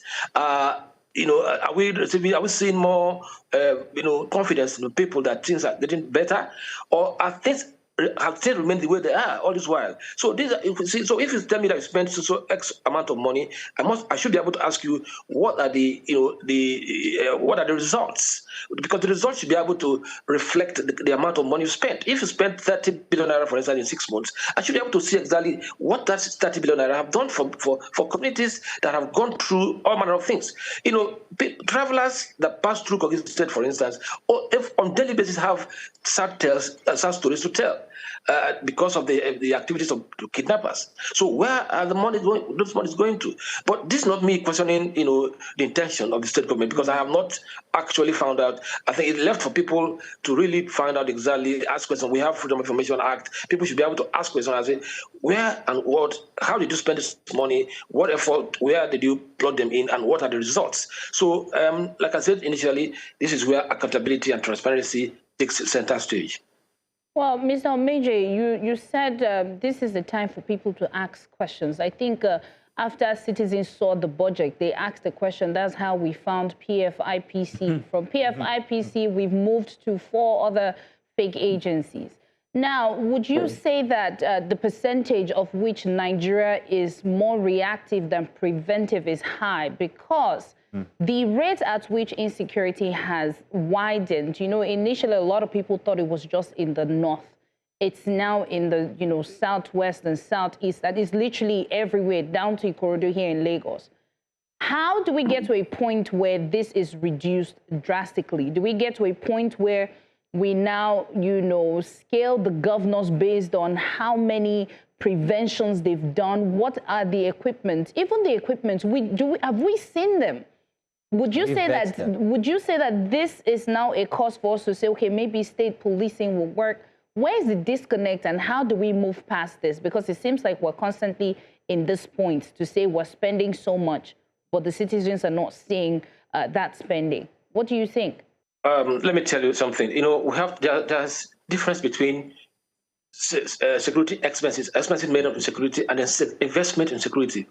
I don't know if you understand me. Yes. Security expenses and security investment. The monies you use to buy, probably to procure vehicles, communication equipment, these are security expenses you are spending. But the bigger picture should have been investment in security. This is where you invest in proactive measures that prevent such things to even happen in the first place. Because, like I told you before, this connected effort you see, seeing the military guys out there in the theaters, or seeing the policemen pursuing bandits, these are all responses. But I'm looking at being proactive, preventing them to happen in the first place. Because let me tell you something. That's why we keep saying, do not allow criminalities like terrorism or banditry to birth in your place, because the moment they are there, it is quite difficult to stamp out. You may not be able to see. You may not, exactly, because these things are most times, some of them are actually ideological, like terrorism, for instance, and they're not. Of course, the bandits who kidnap people, these are economic, plunderers who can go to an extent to get the resources they need, and they could be as desperate as anything. So. Back to your question, my sister. You could see how insecurity, this level of insecurity, have come all the way from northeast, where we had Boko Haram terrorism and all manner of things, down to north central, where we have this kind of kidnappings and banditry. Then, of course, northwest, it has become a very big epicenter of this crisis. Then up down to the southeast, where you have separatist agitations that are quite violent. Then you see what is happening is now going from the north central, is now seeping to northwest, especially Oyo, the axis and all that. And then, of course, in the south, where you have attacks on our maritime assets. So you see that security challenges are all over the country. You know, this is the time for us to streamline the activities, or rather the responsibilities of our security architecture, security agencies. So I would know, so I was sure that each of these agencies have their work cut out. The time where, you know, of course, you know that the lead agency in internal security challenges is the Nigeria Police. There was a time before now, let's say about a couple of years back, you see that police guys sat back. They were more interested in VIP protection. You know, they left the entire, you know, efforts in counter-terrorism and fight against banditry to the military. Until the other time when the president said he wants the police to come back to release all those people and VIP protection back into the fold. Even at that, I'm not sure they have complied. So the point I'm making is that you are not able to see the respite you deserve or you expected, because the challenges are quite enormous. And let me tell you, the fact that poverty is increasing, the fact that bad governance is the order of the day, these factors that predispose these criminalities are increasing by the day. Desperation, destitution, poverty, hunger, irritability, these are the things that make crime and criminality attractive to an otherwise good citizen. But because the guy is desperate, he doesn't see any other way out, he takes to crime. But this is not for me. This is not me excusing crime because of poverty. Chidi, before you go too far, you just said something very interesting. The fact that these factors are what's responsible for the increase in crime. And I'm wondering, these security votes, what should they be going to? Should they be going to trying to make, well, maybe we should treat the disease and not the symptom. And maybe in this case, the symptom is actually insecurity. That's the symptom. Maybe the real disease is poverty. Maybe it's irritability, like you have just said. Do you think that security votes should go to these aspects of daily lives? Do you think that governors, when they get these security votes that we can't question, should focus on trying to make the lives of the people, their constituents, better with these monies or funds? Let me tell you, see, there is a magic wand that will deal with this situation. There's one silver bullet that will deal with this situation, and it is called good governance. If you place good governance, some of these issues me and you are talking about will be addressed. Issues of poverty. You can see that people, of course, that there are wrong allocation of resources. You know that there's embezzlement. You know that there are corruption. You know that you see inept governance here and there. You see one person stealing billions of naira, then making the entire society living in misery. So these are the issues. I will suggest, or rather recommend to the governors that they should devote the bulk of their security votes to intelligence gathering, community intelligence gathering. In fact, I wrote an article sometime early this year where I talked about the fact that good governance is the silver bullet that will shoot down insecurity in Nigeria. And I said that the state governors who enjoy the security votes, who I'm very sure do not know exactly what to use them for, they use it probably to what they apply it now. Everybody knows is maybe for political gains, to massage the egos of their proxies, and then of course their numerous sidekicks and everything. So if they devote substantial percentage of these security votes to intelligence gathering, to community-led efforts, you will see that it will bear more results. Because I'm looking at the preventive. I'm looking at a situation where you not even allow the situation to come up in the first place. Because once terrorism bursts, once this kind of industrial scale kidnapping becomes attractive, it is difficult to stop it. I don't know how long it will take us, but I can assure you that these things will take some time, except we are intentional about dealing with the root causes. And the root causes is bad governance that is prevalent.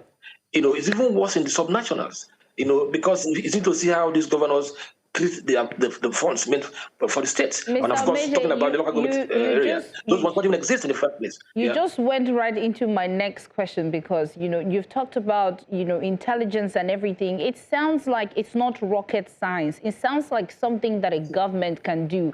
If we look at the books, Nigeria is not doing bad in terms of resources, the export. Going back to history, we used to give our neighbors light, and now we don't have light. If we go back to all the things, it looks like it's something we can fix.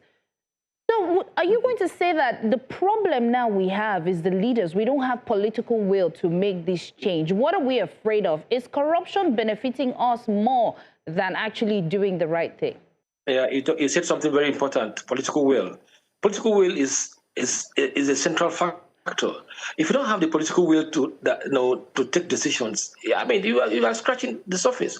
It takes political will to say, look, this thing must not happen. These funds must go this way. These issues must take this shape. But because most of these, starting from the federal to the local government level, there is clear absence of political will, which is sometimes very deliberate because they prefer playing politics than actual governance. Because if you have the intention, or the best, if you have the good intention of your people as a leader, as a political leader, there are certain decisions you take that are just, they're just a given. For instance, there's no way you see your state being engulfed in crisis, such security crisis as kidnapping or banditry, and your priority is to, buy fleet of SUVs that cost billions of naira. You're misapplying the scarce resources into areas that are not quite important. And then, just like we talked about just a while ago, poverty is at the heart of this. People have no means to survive. So they now begin to see crime as attractive option of survival. So it's not a rocket science, like you said. We must put our money where our mouth is. Put your money where your mouth is. Put your money where your mouth is. Mr. Chidi Omeje, I am so sorry. I have to cut in here because we've run out of time, and I have one very important question I must ask you before I let you go. It's about the security votes and the sensitivity around it. As individuals and civilians, we are not allowed to know exactly what these monies are being used for because of the sensitive nature of security. But isn't it about time that, I don't know where that responsibility lies, or where accountability can be, we can satisfy the curiosity of the masses regarding how these monies are spent. How do you think, what mechanism do you think is possible to give civilians the opportunity and access to knowing what these monies go into? This is because we have weak institutions that is why it is difficult for us to get a hold to this kind of information. Of course, we have the Freedom of Information Act. We ordinarily should be able to rely on that questions. But of course, that we have strong men who are cowboys, and they don't care what you feel. They will not even respond to your FOI inquisition. Then of course we have the civil society organizations that ought to take up this battle, to talk about defense accountability, to talk about accountability in all these areas. There's no kobo in the budget that should be treated as a secret. It belongs to people, and the people ought to know how they are deployed. If you say that X amount of or X percentage of the budget is meant for security vote, you should be able to tell Nigerians where how the security vote are being spent, especially when the state is completely consumed by insecurity. A state like Kogi, for instance, let me tell you. I use Kogi. I keep talking about Kogi because I know what the poor people are going through, passing through that state, but they're largely unreported. So I want to know what the state government are deploying the money for. There are states like across the country. How exactly are they using the money? So we reserve the right to know how they spend this money. But just like we have weak institutions here. We have our leaders, our rulers. Our leaders are our rulers. They don't care what we feel. They just do it the way they want, so that you as a citizen, well, if you ask questions, you become an enemy. So that's just the reality. And I just pray that our civil society organizations and those people who are interested in accountability and transparency should step up their games to ask questions and insist that the answers should be provided, so that Nigerians know where the money is being. But it's not enough to say that 232 billion have been spent by states. But where this money spent? How did it impact on the situation? Are we seeing reprieve? Are we seeing security challenges being confronted? Are we seeing results? These are important questions that every Nigerian ought to be asking at this time. Absolutely. Mr. Chidi Omeje, I want to say thank you so much for joining us to have these conversations. And of course, we're sure that the citizens are seeing and asking the right questions as to, if we're spending that much money, it needs to reflect in our livelihoods as an economy. Thank you so much for joining us. Thank you very much, Mr. Chidi. I appreciate it. Thank you. Awesome. Of course, we see that the numbers show that governments are spending heavily on security, But for Nigerians living with the daily reality of insecurity, the real measure is not how much is spent. It is whether they are safer. And the challenge now is to ensure that security spending delivers measurable results, stronger accountability, and ultimately protection for lives and livelihoods. Well, let's go on a short break. When we return, we have a very interesting conversation, and Mazino is super happy with that one. Stay tuned.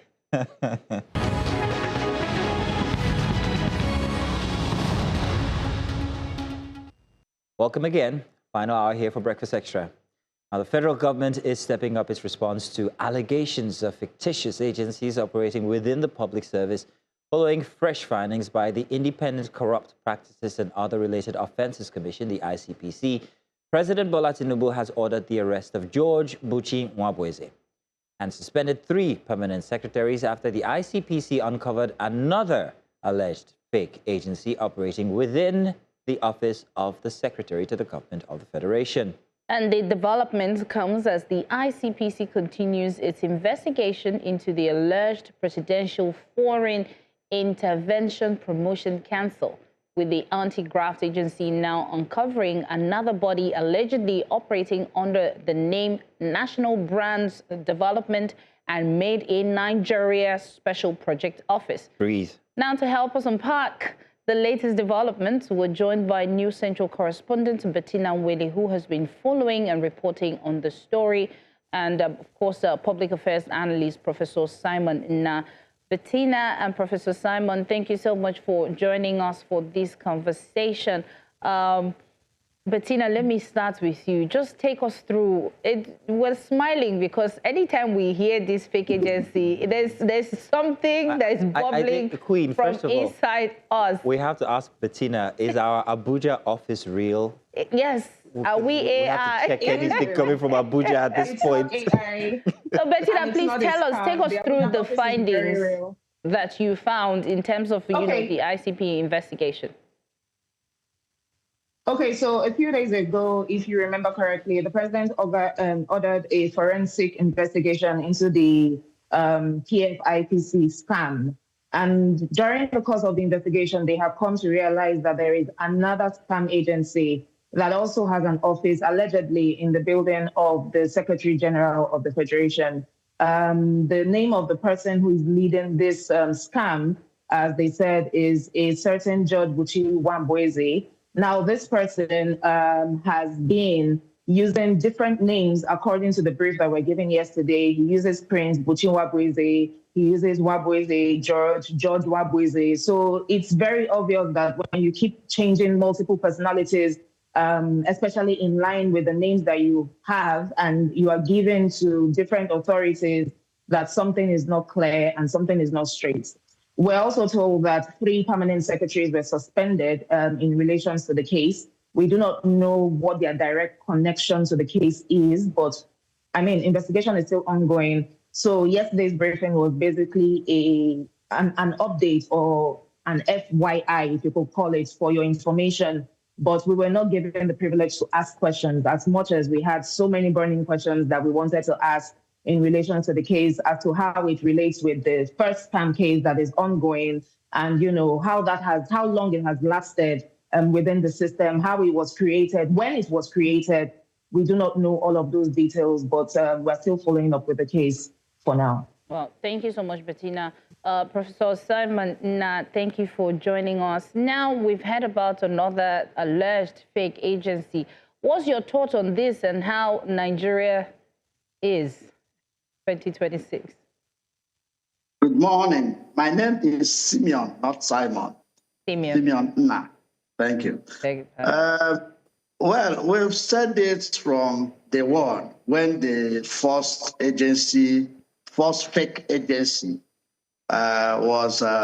discovered. And the prince, with particular concern, as your station called him yesterday, was in another program, was not allowed to ventilate his own part of the story. He mentioned names, and nobody verified those names. He brought documents, about 20-something documents, to the House of Reps. And the House of Reps just dismissed those documents as fake. The question some of us are asking, was there any forensic analysis of those documents? I think my answer is no. The last time I checked, we don't have forensic experts at the National Assembly. So for them to just dismiss that with a wave of the hand is something that beats my imagination.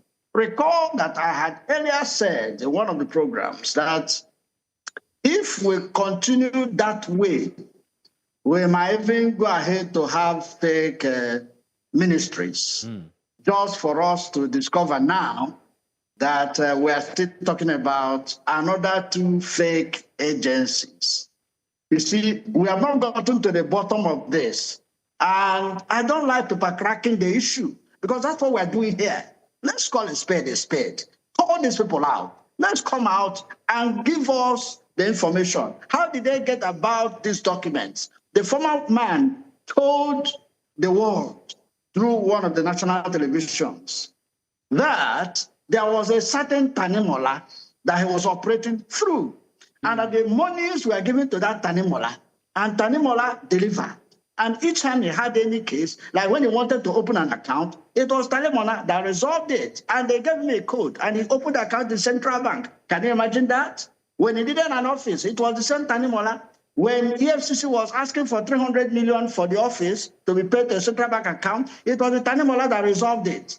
And he's telling us that the Tanimola was mysteriously killed. They said there was an infernal in the hospital, in the hotel where he was staying, and he was roasted alive.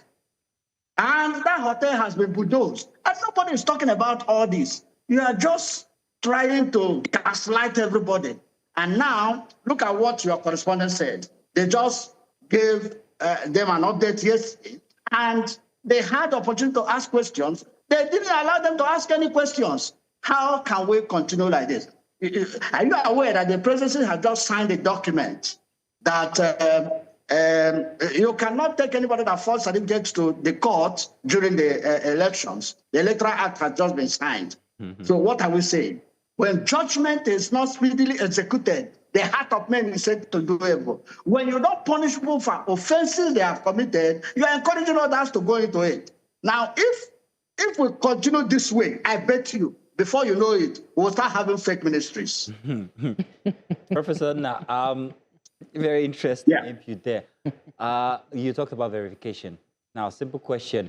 What must one have to be able to authentically identify themselves as working inside of the presidency, or at least for the federal government of Nigeria? What verification process must there be? I'm asking this question because I have in mind, I'm thinking about the international interactions that some of these agencies have for the presidency.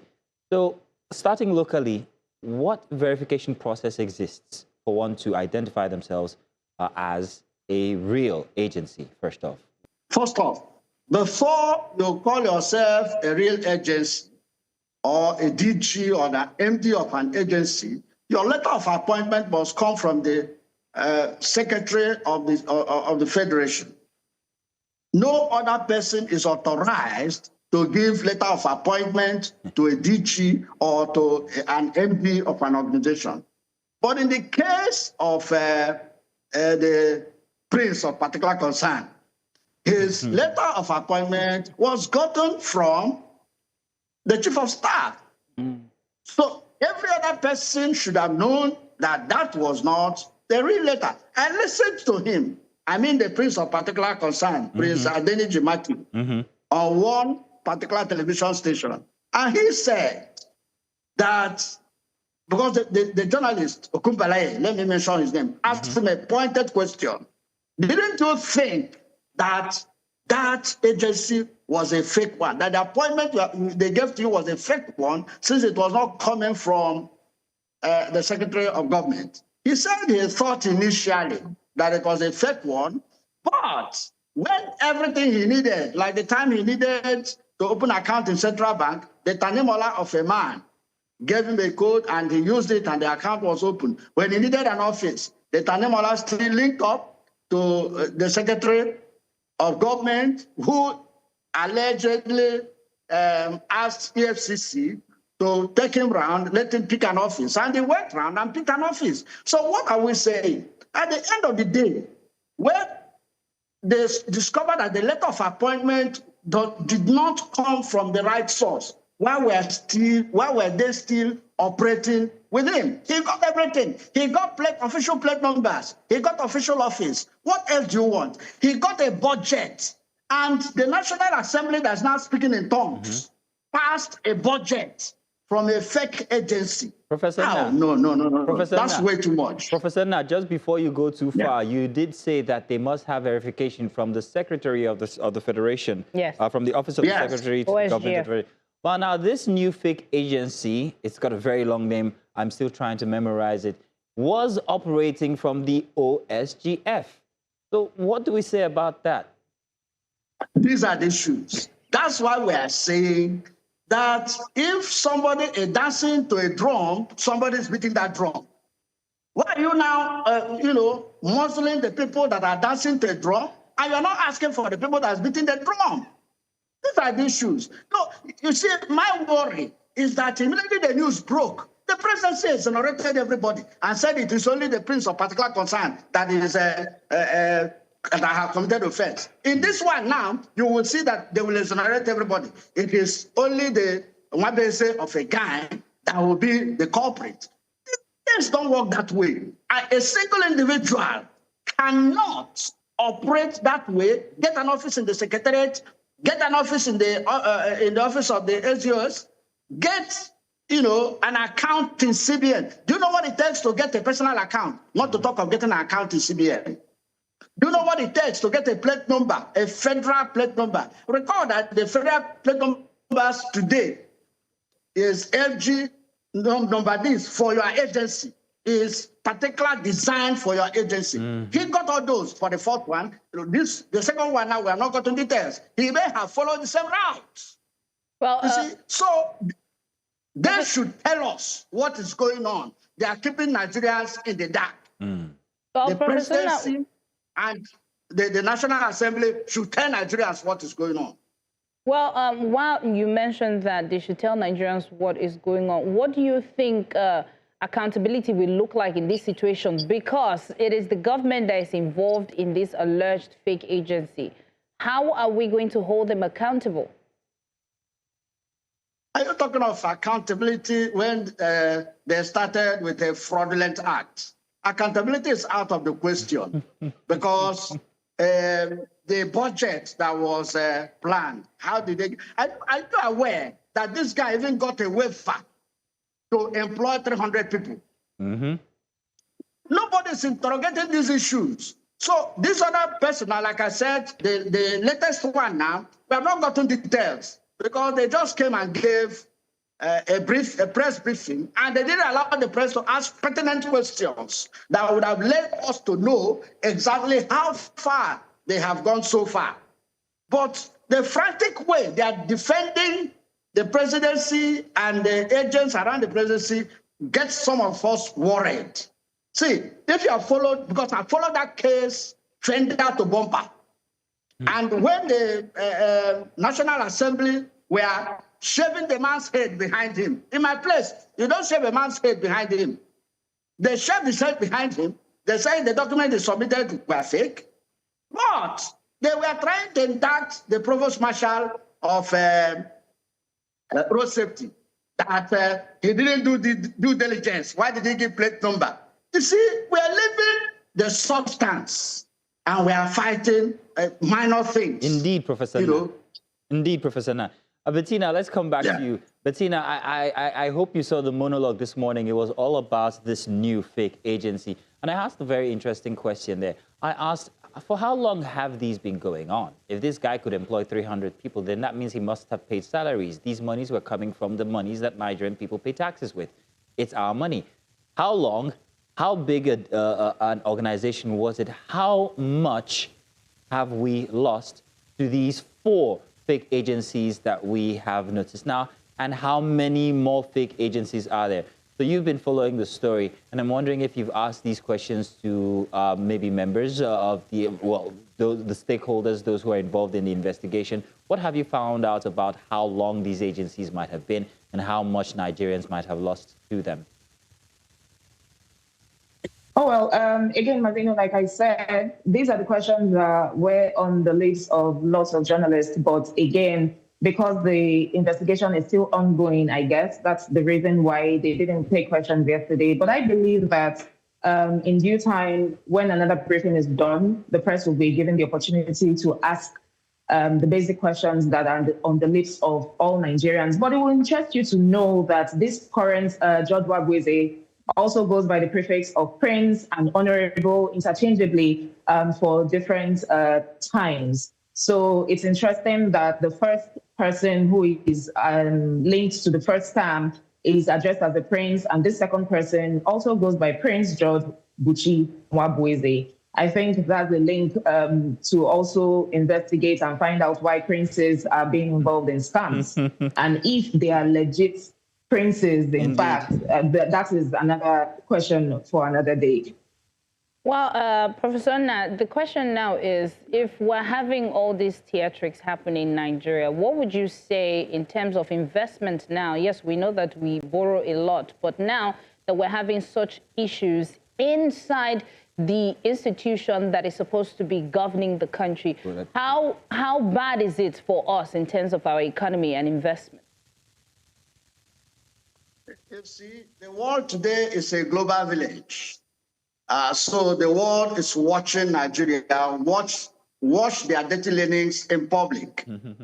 What one expected is that the federal government should have come clean by trying to support in the open, showing that they are not culpable in any way, so that the international community will still relate with them.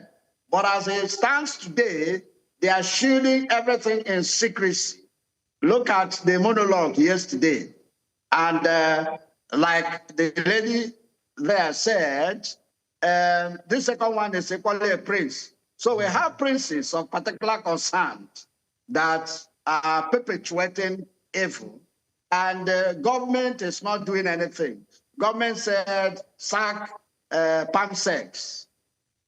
Then after that, what next? What are the offenses of this PAMSEC? Nobody is telling anybody. Who are involved? Nobody is telling anybody. I think that's not how things work in a same clan. In a same clan, yes, heads will roll, but we ought to know why these heads are rolling. You don't just sack people to cover up your tracks. No, it is not done, because that's what some of us feel now, because they are sacking people to cover their tracks. So let's get to the bottom of this. The nitty-gritty of the issue is that government have not come clean. That is it. And until they come clean, the international body, they're watching us. So who is going to invest in an economy where you have fake agencies? Nobody is going to. They risk these funds. The courts are not doing better. You have fake agencies. The National Assembly is not doing better. They are approving fake results to use in an election. So nothing is working here. So why do we think that a reasonable person will come and invest in this economy with everything fake? Fake agency, fake result, fake this, fake that. No, I think it's, some people need their heads examined in this administration, honestly. Professor, and that's why some people recommend that some of the people in politics should go for a mental health test before we recruit them. I think I support that now. Hook, sink, and liner. Professor Anna, they did say that power corrupts and absolute power corrupts absolutely. So I guess maybe you have something there. Bettina, have you heard anything about an audit of all the committees, all the councils, all the agencies, all the special projects? Do you think that there should be one? How far do you think this audit should go, Bettina? As a matter of fact, Mazino, before I answer that question, let me just correct the notion that the permanent secretaries were sacked. They were not sacked. They were suspended as investigations proceed. But going back to your question, I do believe that there may be more than these two that have been discovered as fake agencies. And I'm sure that during the course of this ongoing forensic investigation, that maybe one or two or even more will still crop up. And I'm hoping that they bring it to the light of the public so that the country, Nigerians are aware of what is going on. Now, in this case, it's the government. But we've seen in different cases where there have been fake employments, fake people on payrolls of different organizations that are not even federal organizations. So this issue of having fake agency and scams is a major and serious problem in Nigeria that we need to look into. But the height of it is finding it within the government system. That's where we have to say that, okay, these investigations need to be thorough and they need to be followed up appropriately. And also, questions that need to be asked need to be answered so that people don't have doubts on their mind. I don't think it's proper for a government to lead a nation where there is no trust.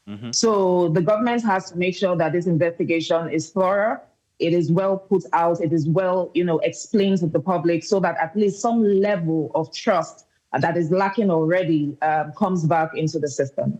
Well said. Well said. Bettina, thank you so much for that update. I know that you will follow up and we'll see what this investigation will give us. And Professor Simeon. Nah. I apologize for pronouncing it wrong earlier. Can I put the word across? Yes, go ahead real quick, sir. Okay.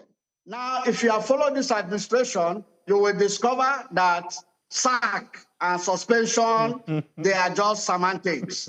All the people that were suspended in the past, have they been brought back? No. Once you are suspended, you are sacked. Period. So, what? Bettina, this is for you. Bettina, this is for you, 5 and 6. Well, thank you so much for joining and having this conversation. In as much as we're laughing, just to make it lighter, it's really a concerning and disturbing situation. At this point, I don't know if it's worse than insecurity in Nigeria, but we hope that all of this will come to an end. Thank you so much for joining to have this conversation. Thank you very much, sir. Thank you very much, Bettina. No, have a lovely day. And you too. You too. Now, as the investigation continues, the big question is how deep is this problem? How deep does this go? And whether these latest discovery will trigger broader reforms within the public service. Well, we hope that, this will end real quick. And yes, I'm not AI, I'm human. Let's go on a short break. When we return, we have our last conversation inside of Breakfast Extra. Stay with us.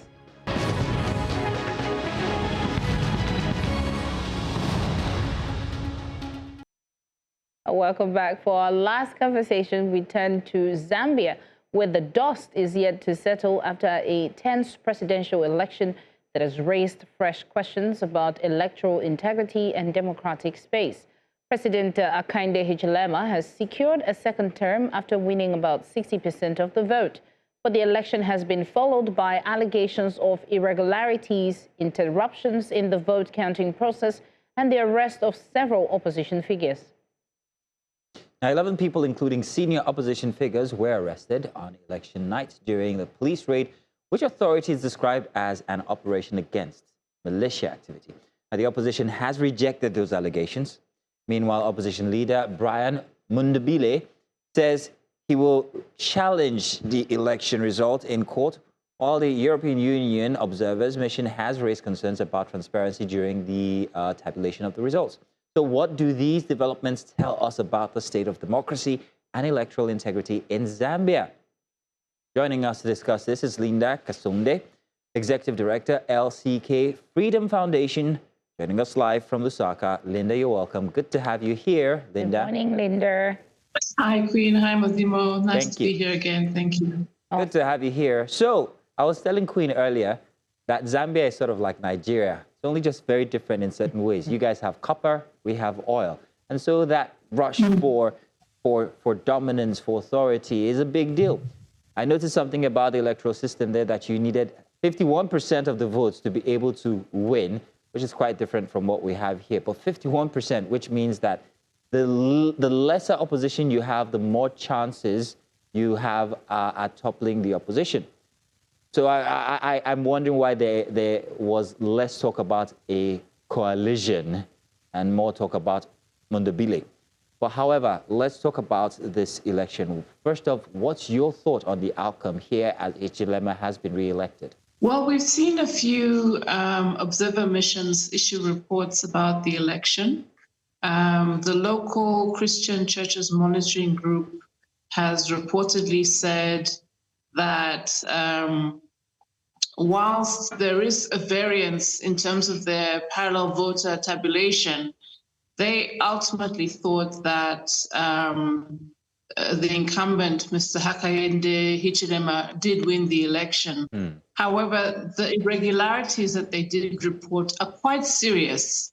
There appears to have been some padding of the votes in favor of the incumbent in certain areas.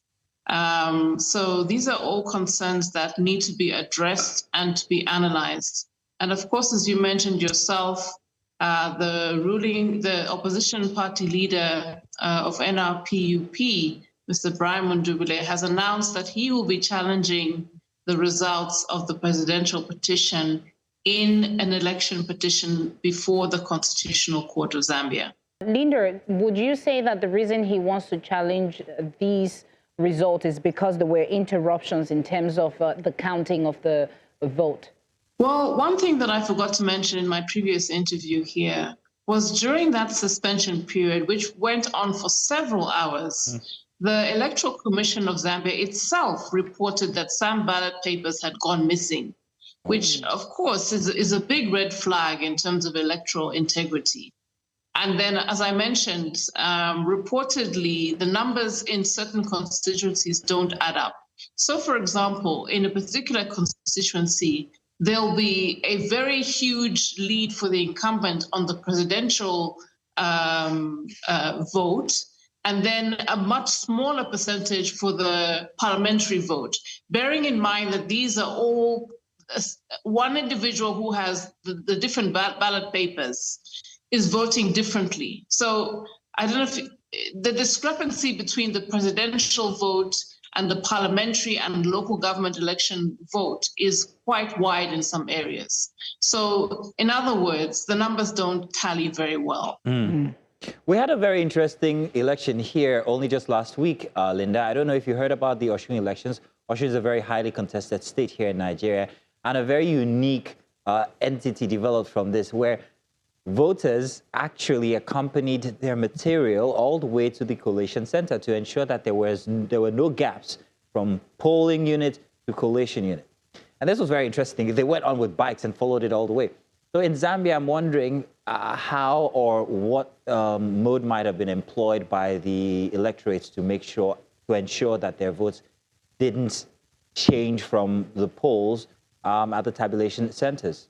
Well, each of the candidates that filed their nominations in this election had election monitors who were stationed at polling centers. I believe that, for example, the NRPUP had about 89% coverage across all constituencies, and the Christian Churches Monitoring Group had fielded 1,500 local monitors to observe the election. However, the challenge is that during the suspension of the vote, the nationwide suspension, all independent electoral observers or election monitors were chased from these polling stations. And so the polling, the material, the voting material was left in the hands of the army and the police service, which calls into question again the integrity of what happened, because there's issues around the chain of custody, whether indeed those were the rightful people to have looked after the voting material. So these are all questions, and it wasn't just a one-time suspension. We saw the suspension of the vote in, I think it was Kabwe Central as well, and one other constituency where the same thing happened. All monitors, all observers were chased from the polling station. And in fact, some were even tear gassed out of the polling station so that the army and the police could be left to man the polling stations. I've got a very interesting list of options here for you when it comes to describing the Zambian elections. I'm wondering whether the elections were rigged, or were they flawed, or would you say that they were credible, but that they were compromised? I'm not all of them are positive, but which would you say it is? Well, I think as a lawyer, I'd be slow to say that they were rigged, but definitely there was compromise in terms of the period before, during, and after the election. So before the election, as I mentioned earlier, there were questions around the independence and the impartiality of the Electoral Commission of Zambia itself. And just the political environment was not conducive for opposition political parties to try and galvanize themselves before the election. We saw the weaponization of the Public Order Act, which constrained opposition political parties as well as civil organizations from gathering in public. The Inspector General of Police, Mr. Grafa Musamba himself, actually told the opposition not to gather because their safety couldn't be guaranteed. And then we saw the arrest and prosecution of several opposition political party members for cybersecurity crimes, for sedition, and even defamation of the president. So these were all worrying things that we saw. And of course, the shrinking civic space has been happening gradually. And it has been done, I would say, through legal means, such as the amendment of the Constitution through the Constitution Amendment Act number 13 of 2025, which substantially increased the number of parliamentary seats. And this was done alongside a delimitation process, which increased disproportionately the number of seats in the ruling party's strongholds. Right. So these are all very worrying things that occurred in our country in the lead up to the election. And of course, post the election, we saw the abductions and detentions, arbitrary detentions of several opposition political party leaders who have now been charged with treason, 11 of them. And even in the run-up to the election, up to now, I think the count is at about 100 opposition party affiliates have been detained arbitrarily across, whether in Mongu and also in Lusaka. So, and these include musicians who were simply hired to perform at the rallies of the opposition. Oh, wow. So these are very worrying trends, and it's just a shame what's happening in Zambia. Right. Now, opposition leader Brian Mondobile, he's saying that he's going to challenge the result. What do you think the outcome of that challenge would be? The first challenge will actually be to get the petition filed in the first place. We are seeing anybody who's involved in whether it's legal representation or somehow supporting the opposition political party, NRPUP, and the wider alliance being picked up and detained. So we're yet to see whether indeed they will be able to file successfully. But in terms of the outcome, I think it's fair to say that judicial independence in this country has been compromised by three things. Firstly, earlier this year, 40 judges were appointed to the superior courts. That's the High Court, Court of Appeal, Supreme Court, and Constitutional Court. And by and large, these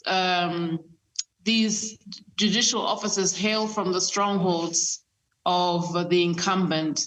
And there are also allegations of intimidation of the judiciary. For example, we've seen the recusal of a judge handling the habeas corpus applications by the detainees, which is also a cause for concern because these people need to appear before court and need to have their day in court. So these are very worrying trends that we have not seen before, certainly since we returned to multi-party democracy in 1991.